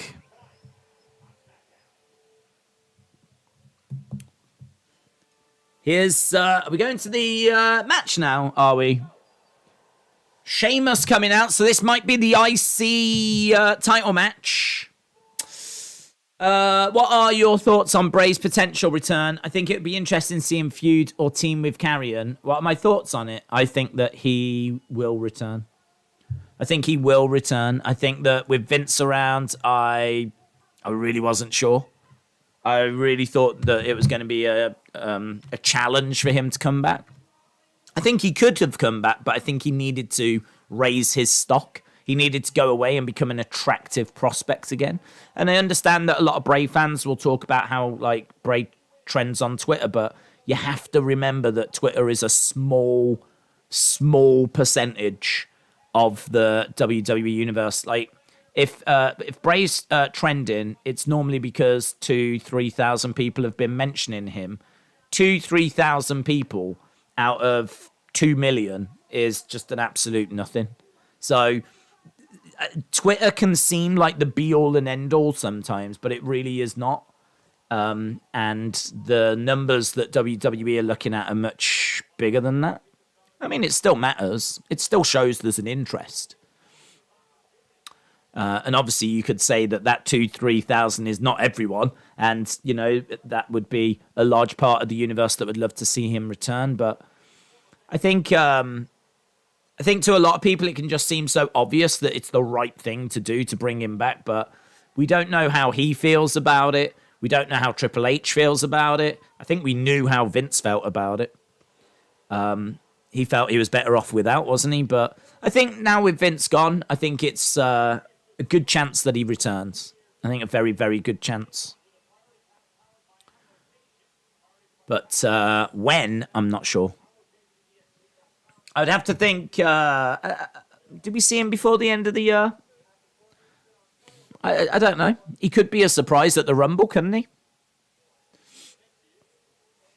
Here we go then. Let's get this typed in. So Corbin versus Ricochet versus Sheamus versus Sammy versus Madcap. There we go. Sheamus deserves to be the contender. Right, let's end this poll. We're at... oh, God, I still can't end it. I still can't end it because it's still 50-50. I can't end it on 50-50. We've had 472 votes, and it is 50-50 right now. Here's Sammy. Sammy getting a fantastic reaction, of course. Canada's own. Canada's own. Great reaction for Sami Zayn. Sami Zayn, look at him strutting his way down. Sammy, locker room leader, is like, yeah, he is loving it. Sammy, Sammy, Sammy. Huge reaction for Sammy. Huge reaction. Oh, brilliant. Brilliant.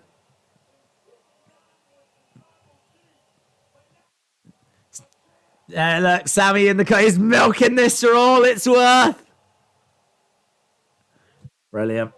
I'm so pleased. You just don't see Sammy getting these kinds of reactions. Crowd love Sammy. I think, are they Olaying? Oh my God, this is like a British crowd, man. Yes! They're Olaying? Ole, ole, ole, ole. That is woke. Look at this. It's incredible. No, he can't help. He's looking around. He's got a massive smile on his face. Oh, it's brilliant. Down goes Sammy. Well done, Canada. Give yourselves a pat on the back. Absolutely brilliant. Corbin grabbing Ricochet. Sammy is loved. Crowd are lit. Olay chants. The crowd putting the US crowds to shame. Crowd brilliant. Absolutely brilliant. Olaying away. Whenever you hear like the Olay chants, it's fantastic. Crowd super fired up now that Sammy is out there. Brilliant. Will you be doing Worlds Collide? It's NXT UK, last one, same weekend as Cloud. I don't know. Rotem says, don't you see a message to Vince from Triple H? Your creation, here's my NXT creation, a rap group. No, I don't think there's any messages to Vince. I think what this is Triple H taking over and doing what he thinks is the best thing to do. I don't see it as being anything to do with Vince. The CM Punk Hangman drama, I think, is a work. Punk is turning heel. All this is happening to get people talking about AEW because everyone was talking about Triple H. Think about it, says Root Beer Float. Yep, could be. Edward said, how's the new PC? Well, we've had no lag so far. So far, so good. Mark my words, Reigns will set up Zayn by getting Sokoa to cost him. Okay. Sheamus and Sammy deserve better than being in this match, says Jilly. Will you be fine if a returning Fiend would be the one to dethrone Roman, says Fabian? If it wasn't supernatural, yes. If it was a Bray, a psychologically damaged Bray, and the Fiend was his kind of alter ego, like how Mankind was Mick Foley's alter ego, and he had the three faces. You know, he could have been Dude Love, could have been Cactus Jack, he could have been Mankind. If it's that way, then yeah, I ain't got no problem with it. In fact, I would actively want that version of Bray and Fiend to return. For me, that was what it was at the beginning. And, you know, as we were trying to decode, I mean, I've said before, when the Funhouse was on, we were trying to figure out, is that like in his mind? Are we looking inside? Has he created that in like an abandoned insane asylum or something? Could it be something along those lines? Could it be that we're, you know, because there are pictures of insane asylums that flash up during the Funhouse and parts of the Funhouse. And so I thought that was very, very interesting. But again, this was part of the problem. We never get those kind of answers. So to answer your question, yeah, I have no problem. James said hates Supernatural but loves Undertaker. Never believed Undertaker was Supernatural. Never. Undertaker to me, and we've had this conversation before, I'll quite happily have it again. Undertaker to me used mind games. A lot of people point to like Royal Rumble 94 when like you see someone going up to the heavens, but you can see the strap, you can see the hoist that's connected to them. You can actually see them being lifted as they go up. I watched that as a kid, and at no point did I look at that and think, oh, he's actually going to heaven, or that person's going to heaven, or that's the soul of the Undertaker. To me, it looked like a different person. And not only that, they were on a they had cables attached to them. So I never, at any point when I was watching wrestling when I was young, believed Undertaker was Supernatural. It was all mind games to kind of get into the head of his opponents. He had his opponents beat before he even got to the ring. I mean, look at Kamala's face when Undertaker would come to the ring and he was pushing that casket. Like, Kamala was freaking out. And lots of people would. That entrance was just so huge, so iconic.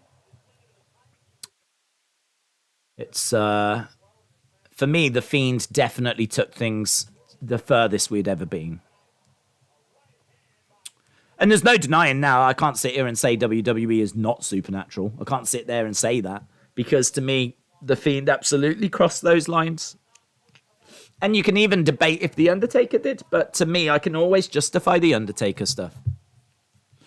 I can't justify The Fiend being burnt alive and coming back alive.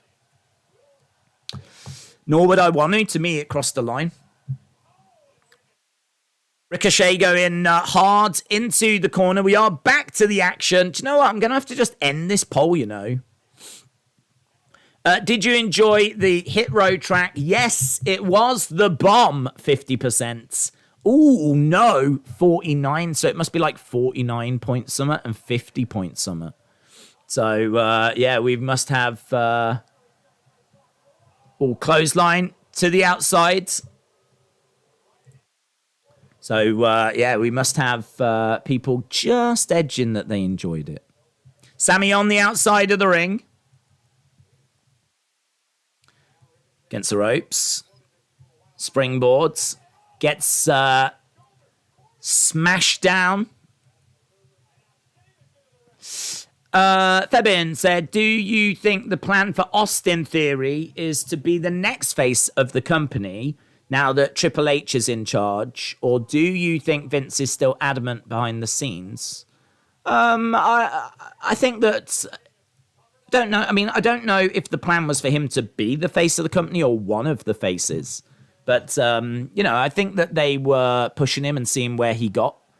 So I think that Vince probably still wants Theory to still be used at the top of the card. Duck underneath by Ricochet, springboard, crossbody by Ricochet. Madcap goes down. Again, dropkick by Ricochet.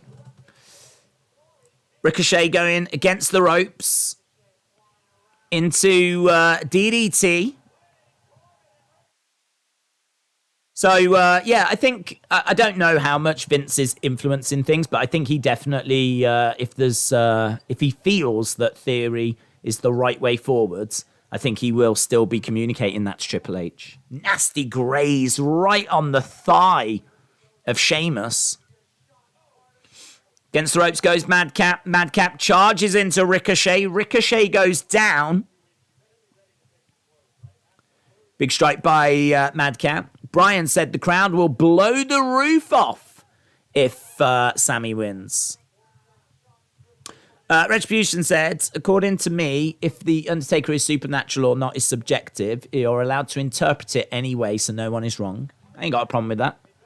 The only thing I would say is that if people are like adamant that it's supernatural and you're an idiot for not thinking that way, that to me is not correct, because to me he was never supernatural, and a lot of it can be explained as illusions and mind games and trickery and pyro and, things along those lines.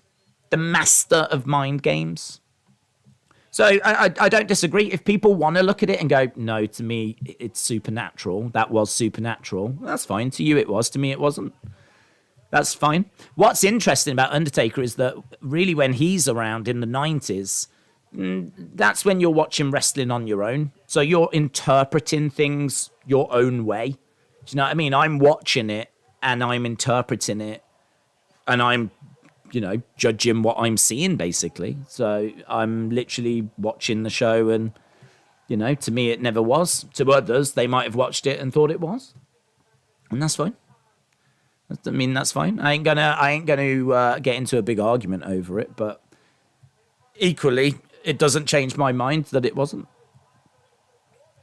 Big clubbing blows by Sheamus on Happy Corbin. In the background comes Ricochet. We are past the halfway point of this show as well. Big strike by Ricochet. Over the top rope goes Ricochet. Big shot to the midsection by Sheamus. And again, he's going to look to throw in some big clubbing blows, and he does. Pounding away. Sheamus has got to be favourite in this match. I think we're up to nearly 20 strikes there as Ricochet is dumped to the outside.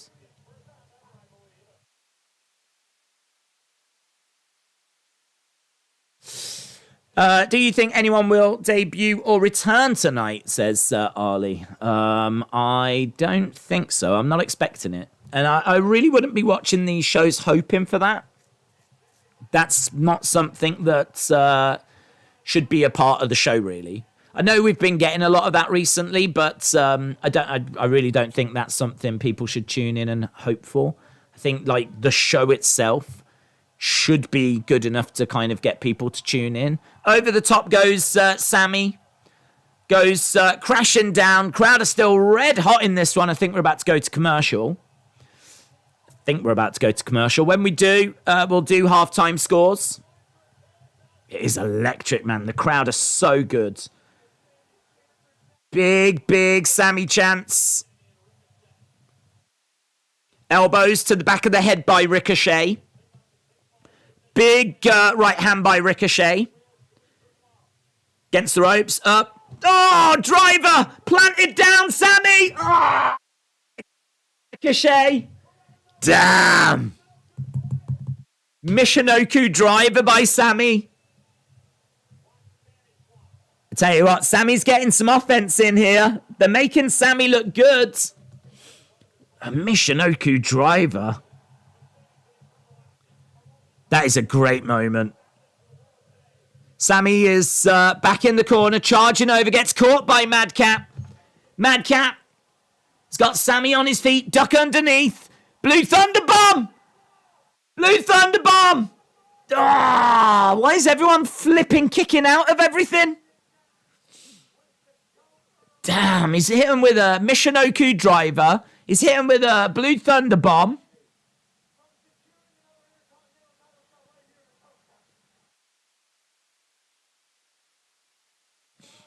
Going over to the outside. Sammy is climbing up top. Big strike coming in by Sammy. And again. Corbin goes down. Ricochet jumps up. Looked like he was going for a Spanish fly. Couldn't get it. It's a really good match, this is. It's a really good match. It's another example of Triple H putting a match on around the middle of the card. The opening match tends to be good, but he always tends to put something in the middle as well. It's going for White Noise. White Noise by Sheamus. Plants Sammy. Sammy goes out the ring. Sammy goes down against the barricades. So White Noise by Sheamus. Drop kick by Ricochet.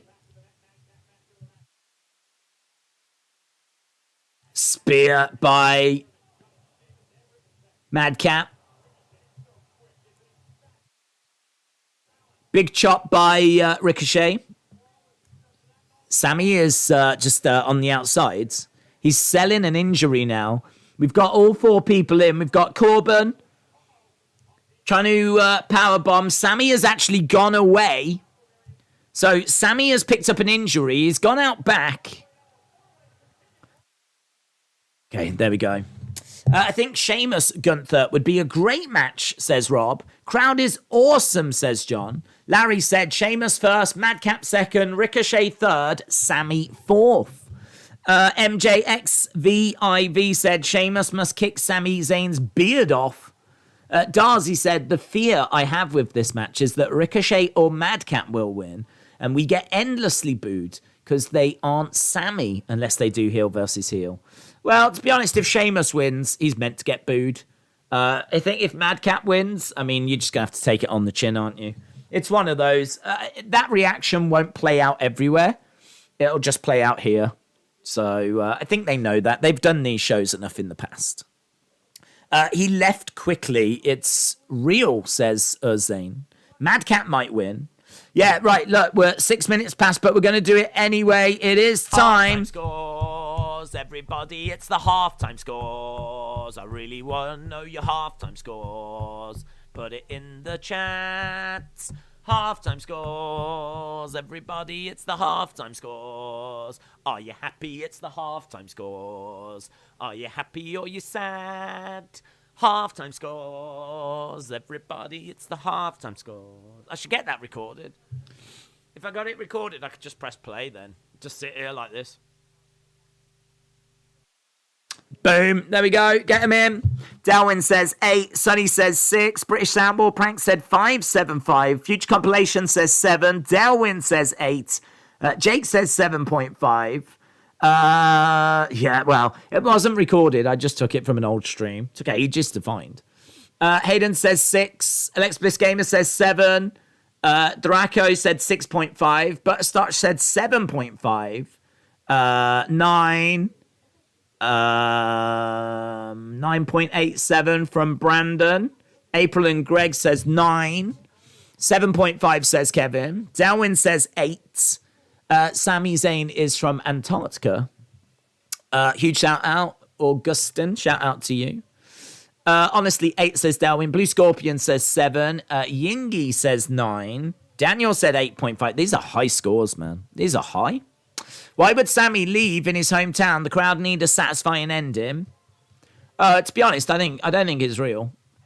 I think it's part of the match. I think that the fact they focused on it, and the fact that like the refs came out, don't know, just kind of feels work to me. I expect him to go back, get bandaged up, come back out to a big hero's return kind of a pop. We'll see. If he doesn't come back out, then, you know, maybe it is legit. Or maybe that's how they're going to ensure he doesn't win the match. Right, we are going back anyway. Here we go. Sheamus and Madcap battling on the top turnbuckle. Madcap going to look for a fall-away slam, and he gets it. Sheamus down. Madcap down.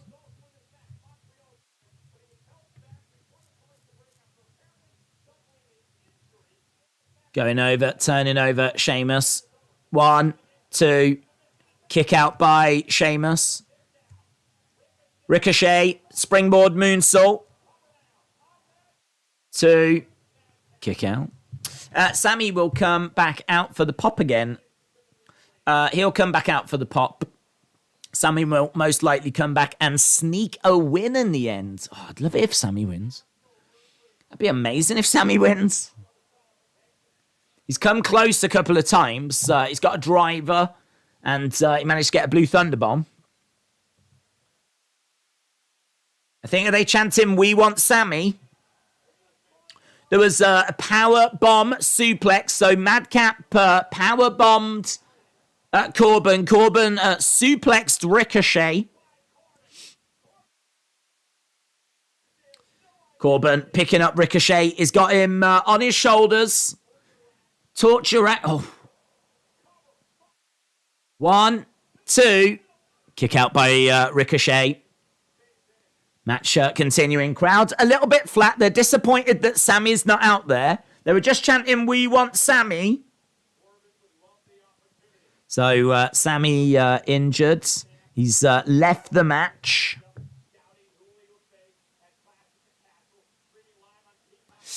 Thoughts on bringing The Undertaker for a one-off appearance for The Fiend to attack him and make a big statement? Don't know. Suppose you could do it in the future. It's not something that I'm desperate for. Clothesline over the top. He did attack in Legends, didn't he? He attacked Kane. He attacked Mick Foley.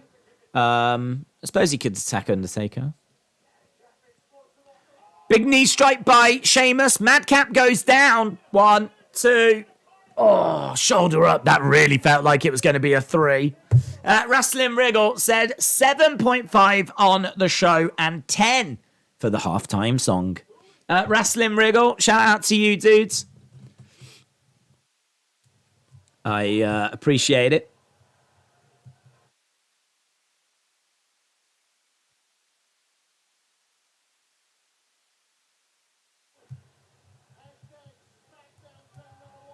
Fella!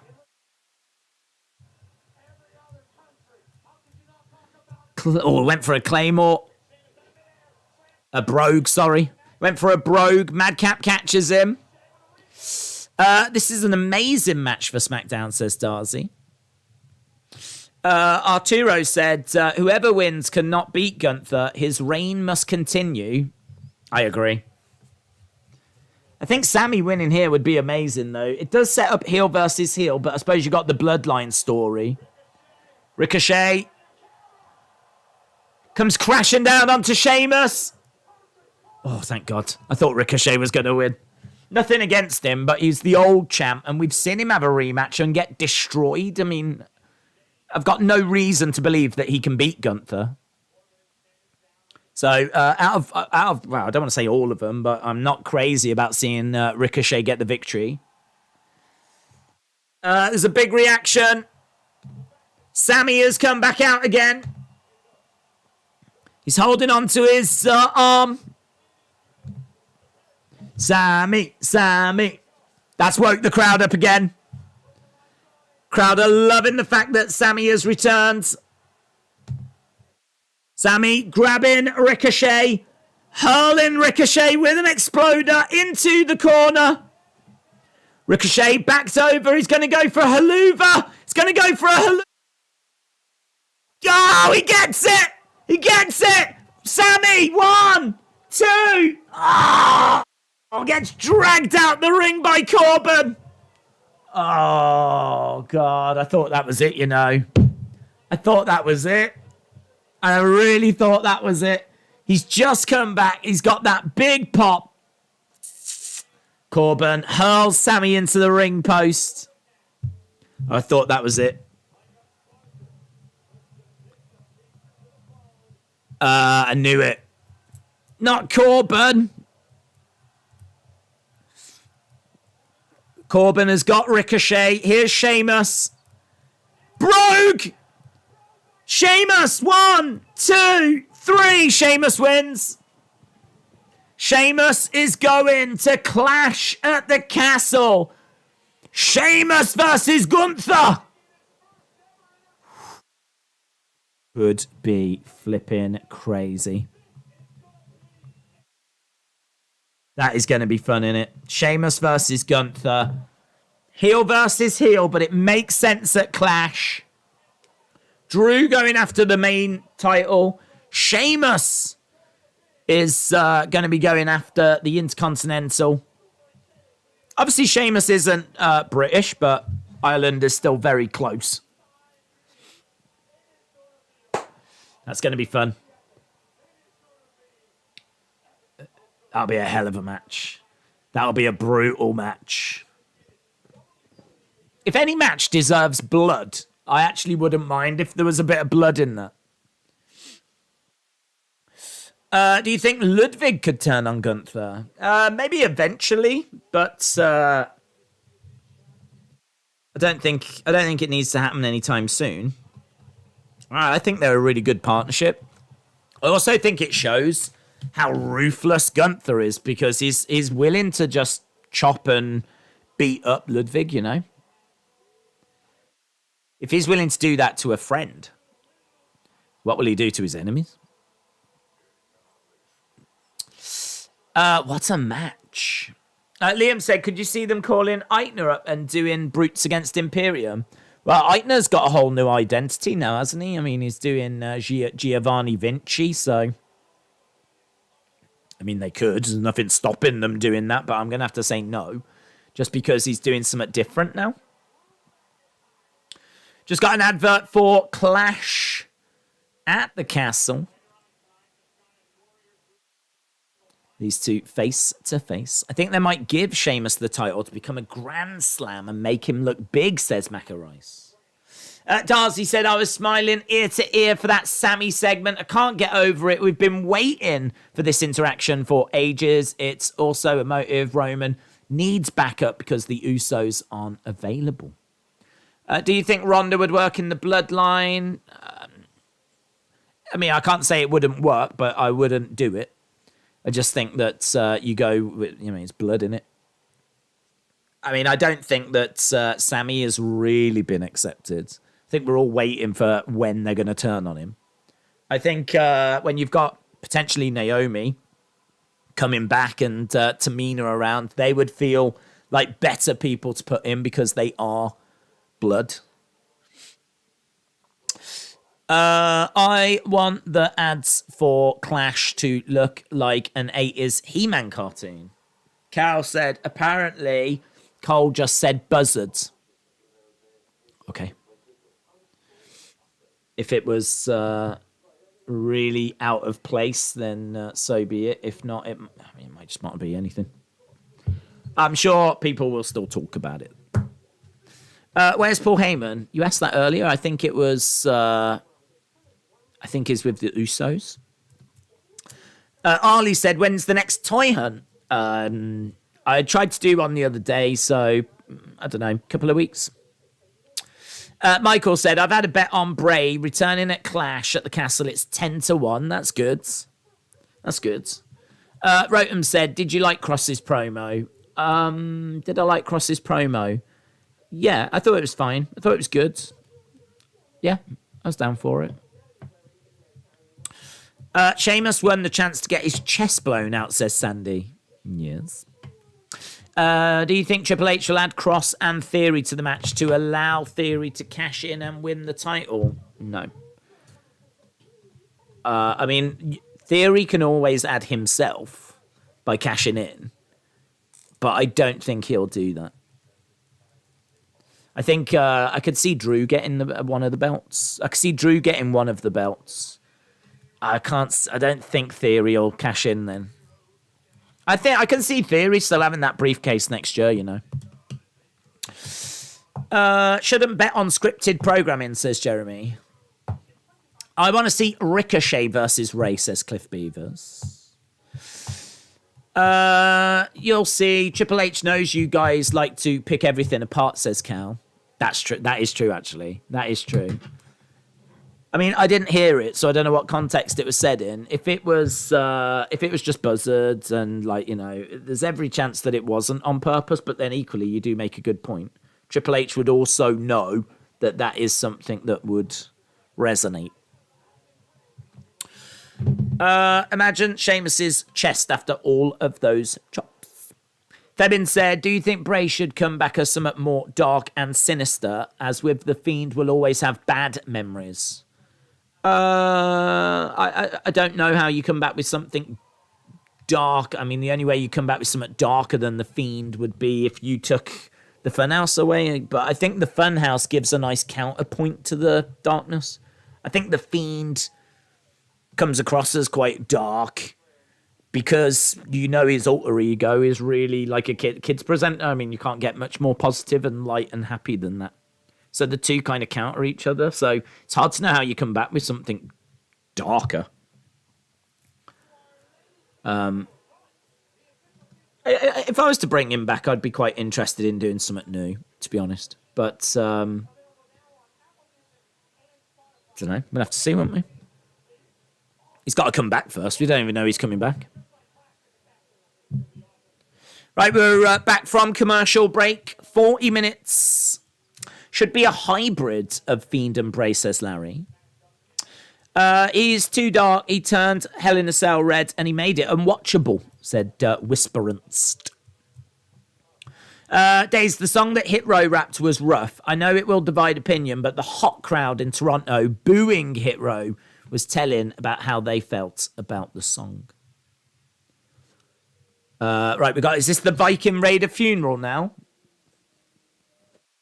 A Viking funeral for the New Day. So we've got a vignette. They're doing there's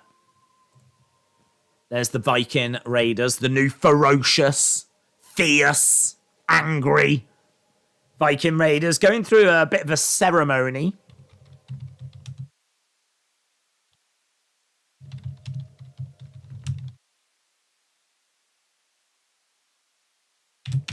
I think there's like New Day merch that is being burnt. It's all very dark and sinister, isn't it? It's all very cultish.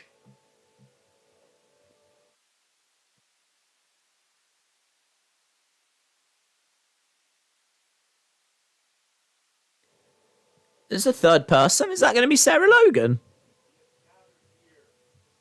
There was a third person? That looks like Sarah Logan. That really looks like Sarah Logan. Is that Sarah? Yeah, I think it is. I reckon it is, you know. It makes perfect sense to bring her back. Amazing feud for Liv Morgan.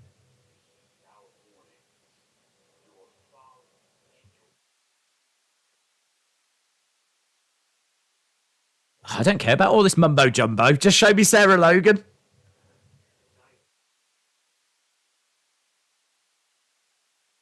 We stand on consecrated ground.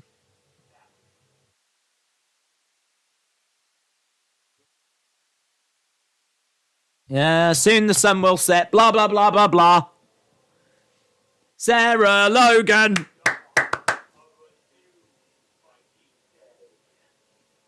The dawn of a new Viking day. Look, we got Bootios on fire.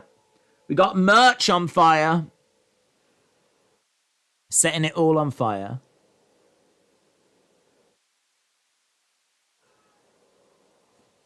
So they're just showing clips from how they beat up all the different members of the New Day. It's a cool visual with the flames like shooting up in the air. It looks great. Just show me Sarah Logan, though.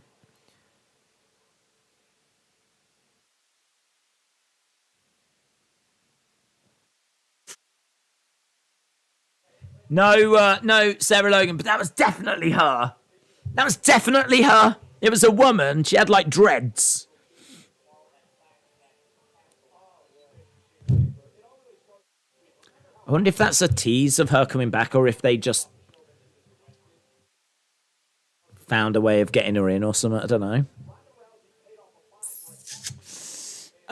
If the people want her, they could keep teasing the return, says Michael. R.I.P. Bootios.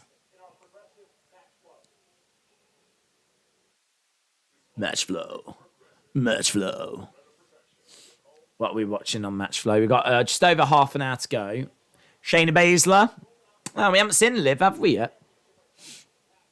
Liv against Shayna Baszler at Clash. We're just seeing last week's contract signing segment. Who do you think will win, Drew or Roman? It depends, to be honest. I feel like Drew's going to take a belt, but I don't know how we get there. I don't know how he just gets one belt.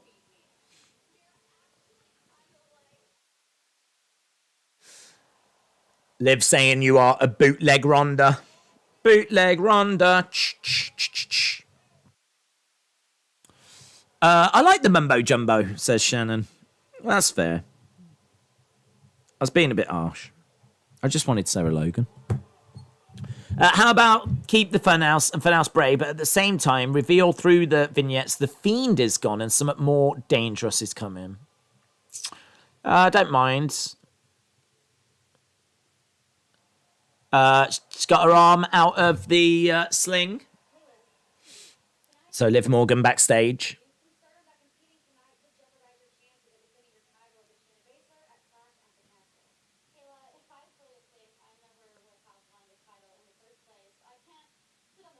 I can't sit on the sidelines. I need to get in the ring.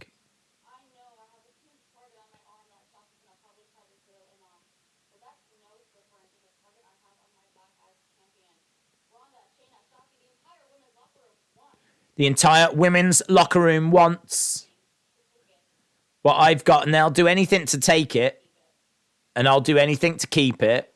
Liv against Shotzi coming up. To Liv, you tapped out. Well, we'll see what the reaction's like this week. I feel like last week was better, so I'm not expecting boos this week. I will be surprised if she gets boos. Although saying that, there was pretty loud Ronda chants earlier, so I really don't know what to expect. I really don't know. Larry said, being a descendant of Vikings, I like that clip, and I'm glad they didn't have fictional horn helmets. We're all speculating about Bray, and the Fiend. Wouldn't it be amazing to see come back? It literally revived Bray's career. Liv will lose. Why can't Ronda speak like that? What do you think are the result between Liv and Shayna? I think Liv will retain. Do you think Triple H will have reservations about pushing Cody to the moon because of past incidents? No. I think that he is now got way more on his plate than he has about any kind of little personal disagreements. And not only that, but apparently when Cody came back, the first person to go and see him and shake his hand and welcome him back was Triple H. Business is business, isn't it? I think Triple H understands Cody is trying to create a buzz, trying to get people talking by doing the stuff he did in AEW. Equally, Triple H made comments as well. Now they're both on the same team. Bygones are bygones, shook hands. As far as I know, all good in the hood. Triple H, I don't know why, it doesn't really strike me as someone that kind of really holds grudges. I mean, I'm sure he does, but he just doesn't come across that way. And certainly not in the case of Cody. Next Friday will be fun when they come to Michigan, said DS Boy. Triple H is Cody's favourite wrestler, says Cal. Huff Sports Media said Theory should cash in on Cody. It would be the perfect moment for him. Darcy said the craziest thing about Sammy is that on paper he's a natural babyface, insanely good in the ring, super amazing on the mic, exciting and explosive. Let's hope he beats Roman, says Darcy. Fids says Triple H loves wrestlers who changes the game, and Cody changed the game. Steve said it's funny how the Funhouse was so kids looking that YouTube categorized the old Funhouse as kids videos, but the theme was dark, so they had to cut his entrance for YouTube. Victor said, I think Liv winning Money in the Bank was great, but cashing in the same night was wrong. She's not ready. Shayna should be champion. Michael said that would never happen because Roman will stay champion for 1,081 days WrestleMania next year. Cody wins the Rumble. Demolition needs to go in Hall of Fame. I agree with that. Do you think Adam Cole regrets leaving for AEW since now Triple H has took over? Hard, because Britt's there and that's, his partner and his friends are there, the Bucks. So I don't know that he regrets, but I think he might equally have been happier to have stayed. So, well, not happier, but happier than he was. So I can't say he regrets it. I mean, he's got such history with the Bucks and his girlfriend, his partner's there in Britt Baker, so Okay, we are back from commercial break. We've got half an hour to go. Half an hour to go. Don't forget tomorrow, massive day. Massive day. Anthony Joshua taking on Alexander Usyk. We're going to be all over that, all over the undercards. I'm actually even looking to start that stream earlier than is scheduled on the channel. I wanted to hear the reaction. Okay, Liv comes out. Don't know what the reaction is. Liv making her way down to the ring. There's a couple of signs supporting Liv. Sounds like a cheer. Sounds like a cheer.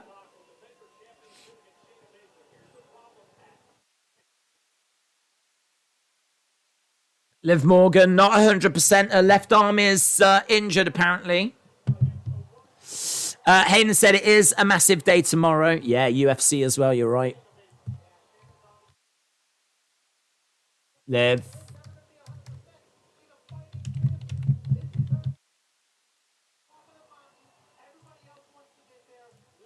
Not a bad reaction.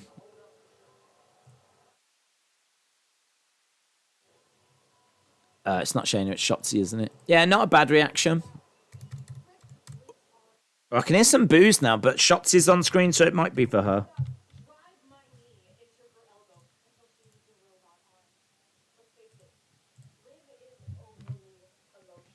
Liv is overly emotional.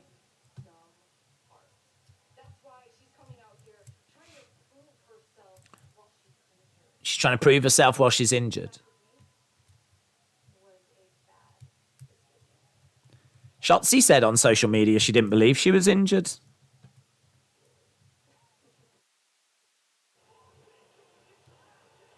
Here's Shotzi then. They feel sorry for her. This isn't the champion we want, says Shola. Shotzi making her way down to the ring. Mel, shout out to you. It's her favourite video game. Great question. Great question.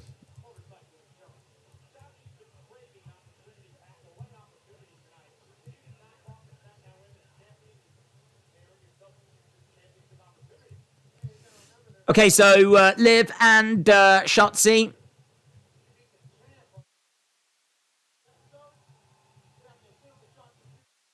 Liv jumps out the ring, hands the title over to the timekeeper. Doesn't that normally just get given to the ref?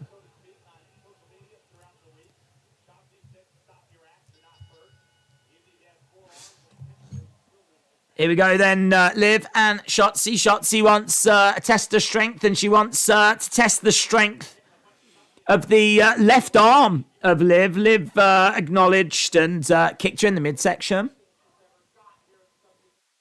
Knee to the midsection by Liv. Drop kick by Liv. Back elbow by Liv. She rolls through. Knee strike by Liv. Shotzi goes down. This is a match I expect Liv to win this. Get the tank on. Shout out to you. Push Dominic Dijakovic.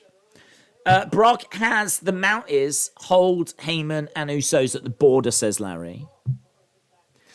Honestly, Liv has been booked to look weak compared to Bianca and Mandy, who have both been looked to be booked strong, says Carlos. Big strike there by Shotzi. Kick by Liv. Missile drop kick by Liv.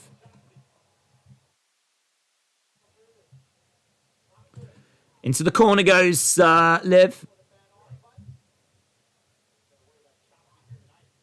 So we are underway with this. I don't expect this to be long, but saying that, this is a Triple H match. Wow, she planted her. She planted her.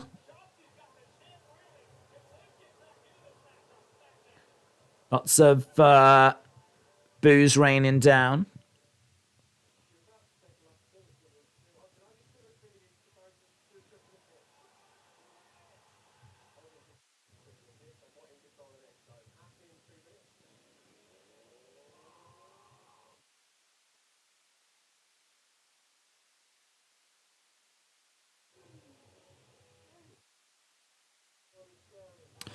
I wonder if Lily will have a cameo in Chucky 2.0.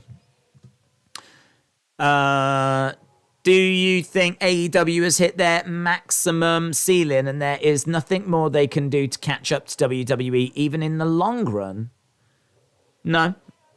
Don't think they've hit their maximum ceiling at all. They might need to move networks, but no, I don't think that is the ceiling.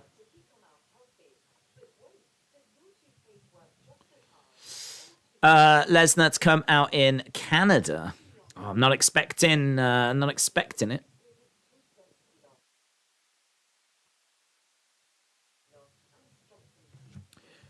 I will say Liv is a beatable champion, is good business. Ric Flair had a great run as such, says Brent. These two look like cheerleaders doing a practice routine. Not good, said Whisperance. James said they already moved networks. Brian said another Shotzi botch. LB said you get the feeling fans want to cheer Ronda as a heel character. I just think Ronda's being made to look quite cool. You know, I mean, like she's just dumping money and paying fines and kind of screaming for authority to reinstate her and all that kind of stuff. Like she's doing a lot of that kind of stone cold kind of anti-authority kind of stuff, which I think is always going to play quite well. So yeah, I mean, if she is a heel, I don't even know if she is a heel, but if she is a heel, then yeah, I think the crowd do want to cheer her. I mean, she keeps getting big, fairly big Ronda chants. She got them earlier on this show. You missed it. When Bailey came out of the crowd, she was trolling Michael, yelling, "Michael ding dong. I still would love to see that match," says Panda Panda Panda. Big Time Baxter said, have you noticed, outside the obvious boos, the crowd reactions have definitely become lukewarm as compared to prior SummerSlam where she really had the crowd behind her. Thoughts? SummerSlam derailed like her momentum. Absolutely. People wanted to see her win the title. She won the title. Crowd was still with her when she went into SummerSlam. I know that Liv fans are trying to get the narrative out there that it's fans being fickle. But the truth of the matter is the fans would still be with her if that finish hadn't been booked the way it was. At SummerSlam, there is a good chunk of people, myself included, that look at Liv now as being, you know, she is walking around with a championship that I don't think she should have. And I think a lot of people feel the same way. She tapped first. I saw her tap first. So to me, she is not the best woman in this division. She is not the champion. It's not something that I cry about. It's not something that, I'm, doing petitions over. But the fact of the matter is, I'm not going to be cheering her and, go on, Liv, when I saw that she tapped out first and should not have that belt. So, yeah, I mean, I think that has definitely caused a divide in the fan base, in the universe. If you're still on board with Liv and you're still cheering her, that's fine. If you are someone that thinks, this is what the problem is and she shouldn't have that belt anymore, that's fine. But I think that does undeniably explain the reaction. It's not fans being fickle. Shotzi gets planted. 2, 3, and Liv gets the win. Liv beats Shotzi. She hits the flatliner.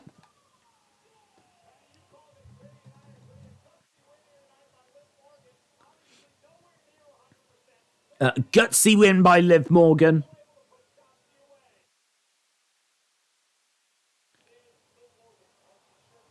Shayna Baszler attacks. Knee strike by Shayna Baszler.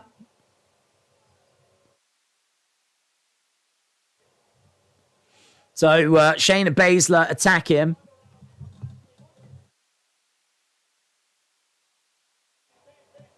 She's grabbing the arm of Liv, twisting the arm around. There's boos for Shayna, though. Shayna has got the arm. She's putting it down. She's going to stomp on top of it. Don't take your time. Just do it.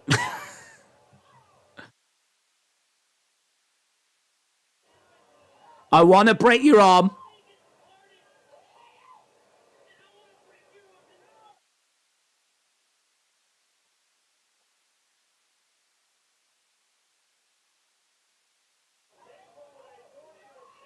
So Shayna Baszler standing on the arm. She goes to stomp on it. She doesn't.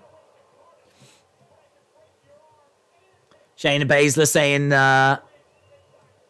she wants to break her arm so bad right now.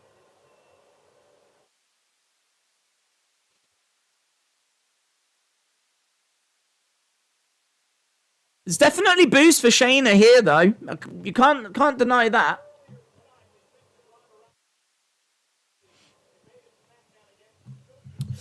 Wrestler Andy said she's not the champ. Not that she's the champ. Would you like to see Liv presented as less of an underdog in her matches? Do you know what I mean? Look, I said before I would have had her surrender the title after SummerSlam. I would then have done a series of vignettes of her learning judo throws, submission holds, and I would build her up through vignettes so that she would then be showing some new moves in her matches, arm bars, things along those lines, and then yes, present her as being more of a threat, present her as being more legit. It's going to take time. I mean, obviously, you know, she's not going to be able to get to Ronda's level very quickly, but yes, I would have done that. I would have presented her as more of a threat.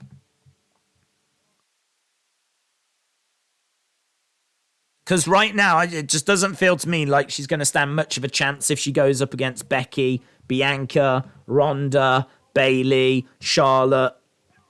Like, all of those feel clear to me. Seeing Roman backstage, and he's in his locker room, and as he walks off, you do just see the was it Roman or was it Drew? The TikTok thing. Oh, it's Drew. TikTok, Drew. TikTok. So Liv beats Shotzi. Shayna attacks Liv.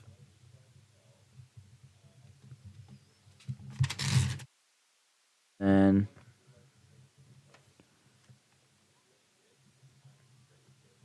TikTok. Is it me or was Sarah Logan in the Viking thing? Yeah, I think she was.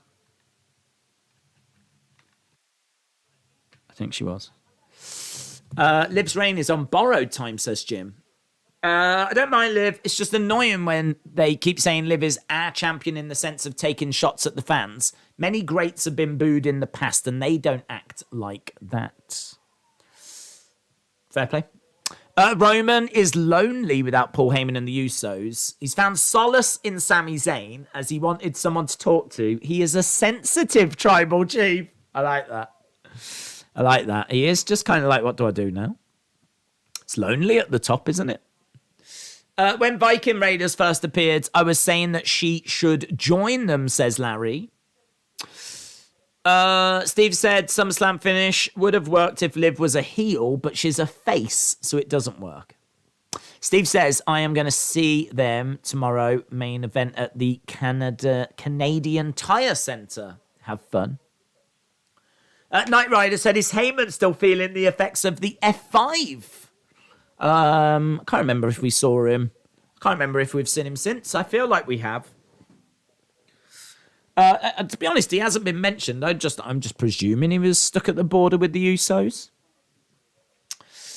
But talk about being fickle. Most of you wanted Liv as champion, says James. Ahmad said Liv should turn heel. Do you agree? I don't know what you do with her now. I don't know if you just keep going on this path and the further you get away from SummerSlam, the further you get away from the controversy, the more people will just forget about it. So you just keep doing what you're doing. Or if you do kind of embrace the mixed reaction that she tends to get. Well, the one thing I can't deny, though, is that Shayna very clearly was getting booed loud there. And so, I don't know, maybe the further we're getting away from it, the more it's just going to go in the direction that they want it to go in. So, I think it really depends what story you want to tell. If you really want to keep a face, then just keep doing what you're doing, because I think it will get there. And I think the further you just get away from that controversy, the better. If you want to turn heel, then you can. Sammy and Kevin Owens will be the new tag team champs by Survivor Series, said Justin. Roadman said, I wish Shayna snapped her arm already. Well, she said if she did, I think she was saying like she knows the match might get cancelled, whatever, which does make sense. So she's going to do it in a few weeks when she can get the belt and snap the arm. But something tells me that something will get in the way. And I do expect Liv to leave as champ. Ricochet against Happy Corbin next week. So we've got that match next week. Also next week, we've got the women's tag tournament. That's continuing. Here's, wow, we've only got 14 minutes to go. That's absolutely flown by. Roman Reigns. Roman Reigns making his way out. Liv beats Shotzi. Shayna attacks Liv. Dun dun dun dun dun dun dun dun dun dun dun dun dun dun dun. Roman, look at lonely Roman. Lonely Roman making his way down.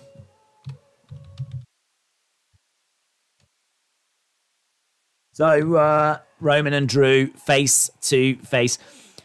I feel like Carrion's going to get involved in this. When it's a bad show, it feels longer. Yeah, it's flown, isn't it? I can't believe we've got like 13 minutes left and that is it. I can't believe it. It has gone so fast. So fast. You're right, though. When it's a good show, it's just easy to watch, isn't it? Ding ding ding ding ding ding ding ding ding ding dan dan dan. Days, I couldn't tell you the last time I saw Roman come out alone. Ahmad said Kevin Owens should be the undisputed champion. Hayden said Brock Lesnar is a part-timer. We won't see him again for a few months. When we do, he will be gone again. What about the Usos? Well, apparently they're stuck at the border, but, I mean, we might still see them, of course. They could be lying. Those little fibbers. They might be fibbing. Acknowledge the GOAT, Roman Reigns, says Delwyn. Hoff Sports Media said, I could see her being a heel. Maybe even a little team with Gigi and JC, because I saw Mandy had 2 other girls with her at live events. I saw a report that Mandy wasn't being called up. Big Time Baxter said, do you think the title has been brought down with Liv holding it? Because it does feel like a mid-card title. I don't think it's been brought down. I just think that her momentum has stalled. But as I said, the reactions to her are not as bad as they were a couple of weeks ago. So I feel like if they just keep going this way, they can get to wherever it is they want to go. She just needs big wins, doesn't she? She needs some big momentum building wins again.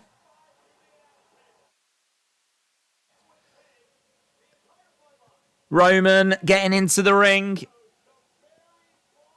Dun, dun. Acknowledge the GOAT. That's bad. Ugh. If I had my boo button set up, I would boo you for that. Sammy should come out with Roman. The honorary Oos. He's probably nursing his injuries. Roman in the ring then. Only 10 minutes left now. What is going to happen in this segment? What is happening here?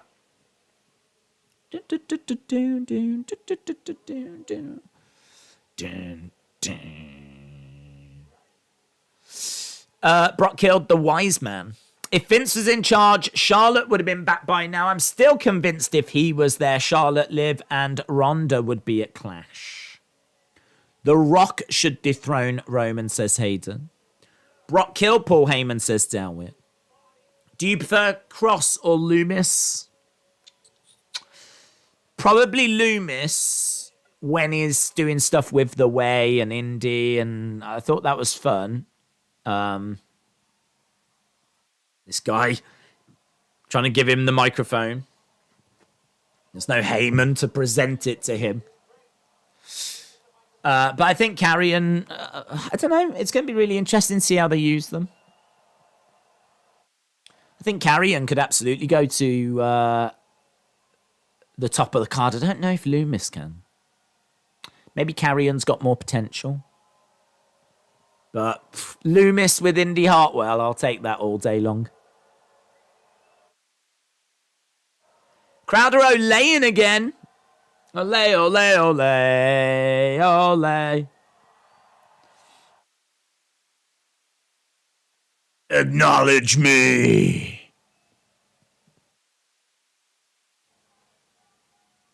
Acknowledge me. The Usos not there because in America, if you commit a crime, you are not allowed in Canada, says Trinidad. I still don't think Roman is a good promo without Paul, says Rob. No one should dethrone Roman. The GOAT, said AD. Montreal, who's your daddy, said Dark Angel. Carrion is 37. That's all right. He's easily got another, 5, 6, 7 years. I'm not here every week anymore.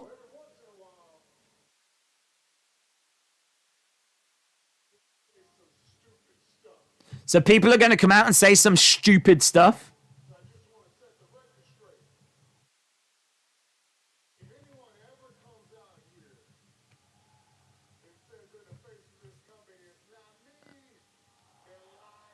If anyone comes out here and says they're the face of the company and it's not me, they're lying.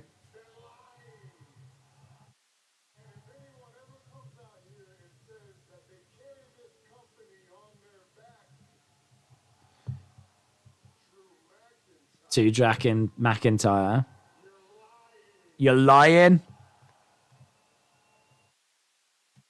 That's true. Roman carries this company. Yeah. There's only one man that can say they're the face of this company.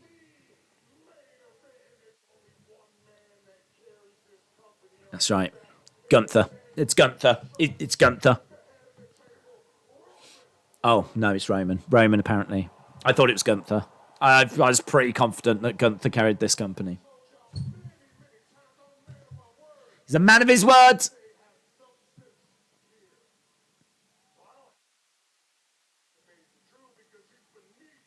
Drew's beneath me. Here's Drew. Da-na. Here comes McIntyre. This could be fun. Drew had a nice little run. We don't need another, says Top Tier. Roman is a great promo, says Darcy. Roman is the GOAT, says Kumar. Michael said Roman Reigns is the face of WWE. By Roman, you mean Gunther. Here is Drew. I don't remember them saying this was the 1,200th episode last week. I feel like that's something they stumbled across during the week. Drew's come out with a t-shirt on saying that.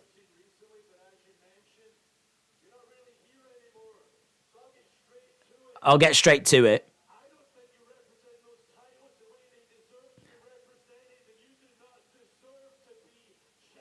You do not deserve to be champion. You do not represent those titles the way they deserve to be represented. Didn't he watch SummerSlam? I don't deserve it.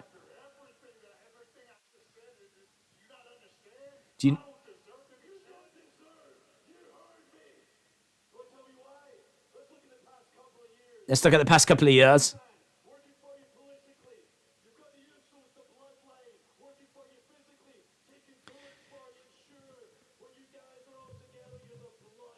You're the bloodline.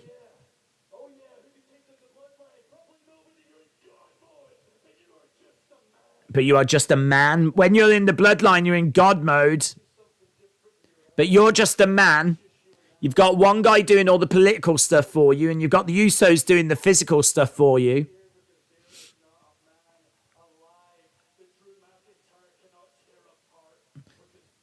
There's not a man alive that Drew McIntyre can't tear apart with his bare hands. I'm going to say Gunther one more time.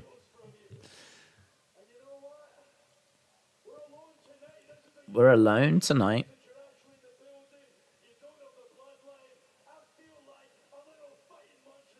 I feel like a little fight in Montreal. You're alone in the building. You don't have the bloodline. I feel like a little fight in Montreal. Roman with the one belt still around his waist. That looks cool. Strikes coming back by Drew. These two are getting at it. Oof. Roman goes down. Roman taking that title off is down. Sammy, honorary use. Could he take a bullet? It is Sammy! Sammy, the honorary use, takes...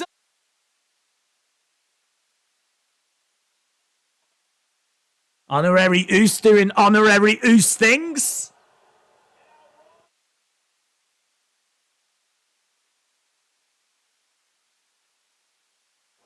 Oh, still gets caught by Drew. Oh, damn. I thought he was going to put Drew away then.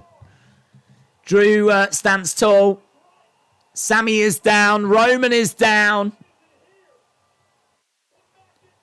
I can't believe that Honorary Use keeps doing this. What a ledge. Honorary Use doing his job.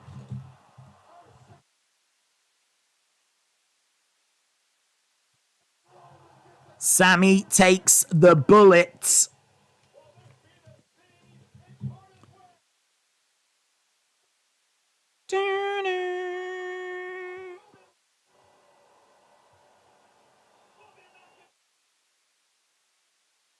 Oh, and that's it. A Clash of the Castle.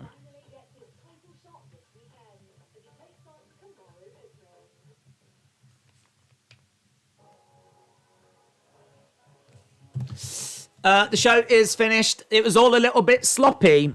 Odd ending. It's a bit strange.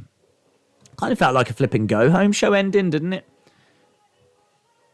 I mean, perhaps they had something else planned. Perhaps the Usos genuinely couldn't get into the country or something. Dunno. Anticlimactic. Drew still scores with the Claymore. Right, well, don't forget, we are back in about 10 minutes. We're going to be doing our post-show review, so I need to go and load all those images up and get ready for that post-show review. So we're going to be back for that, but if you are shooting off now for whatever reason, we are back tomorrow. Massive day tomorrow. Boxing tomorrow. Anthony Joshua taking on Usyk. We're doing that whole stream. Then after that, we go into the big monthly show for UFC. So 2 huge streams tomorrow. So we've got that. And then I don't know what we're doing Sunday. I'll be passed out probably. Because I reckon all of that will take about 12 hours. But yeah, appreciate you joining us. We'll jump over and do the post-show review. So I'll get the scoring thing set up now so that you can get your thoughts fired in. But thanks for watching. Hope you enjoyed the stream. And I'll see you in about 10 minutes time. Bye for now.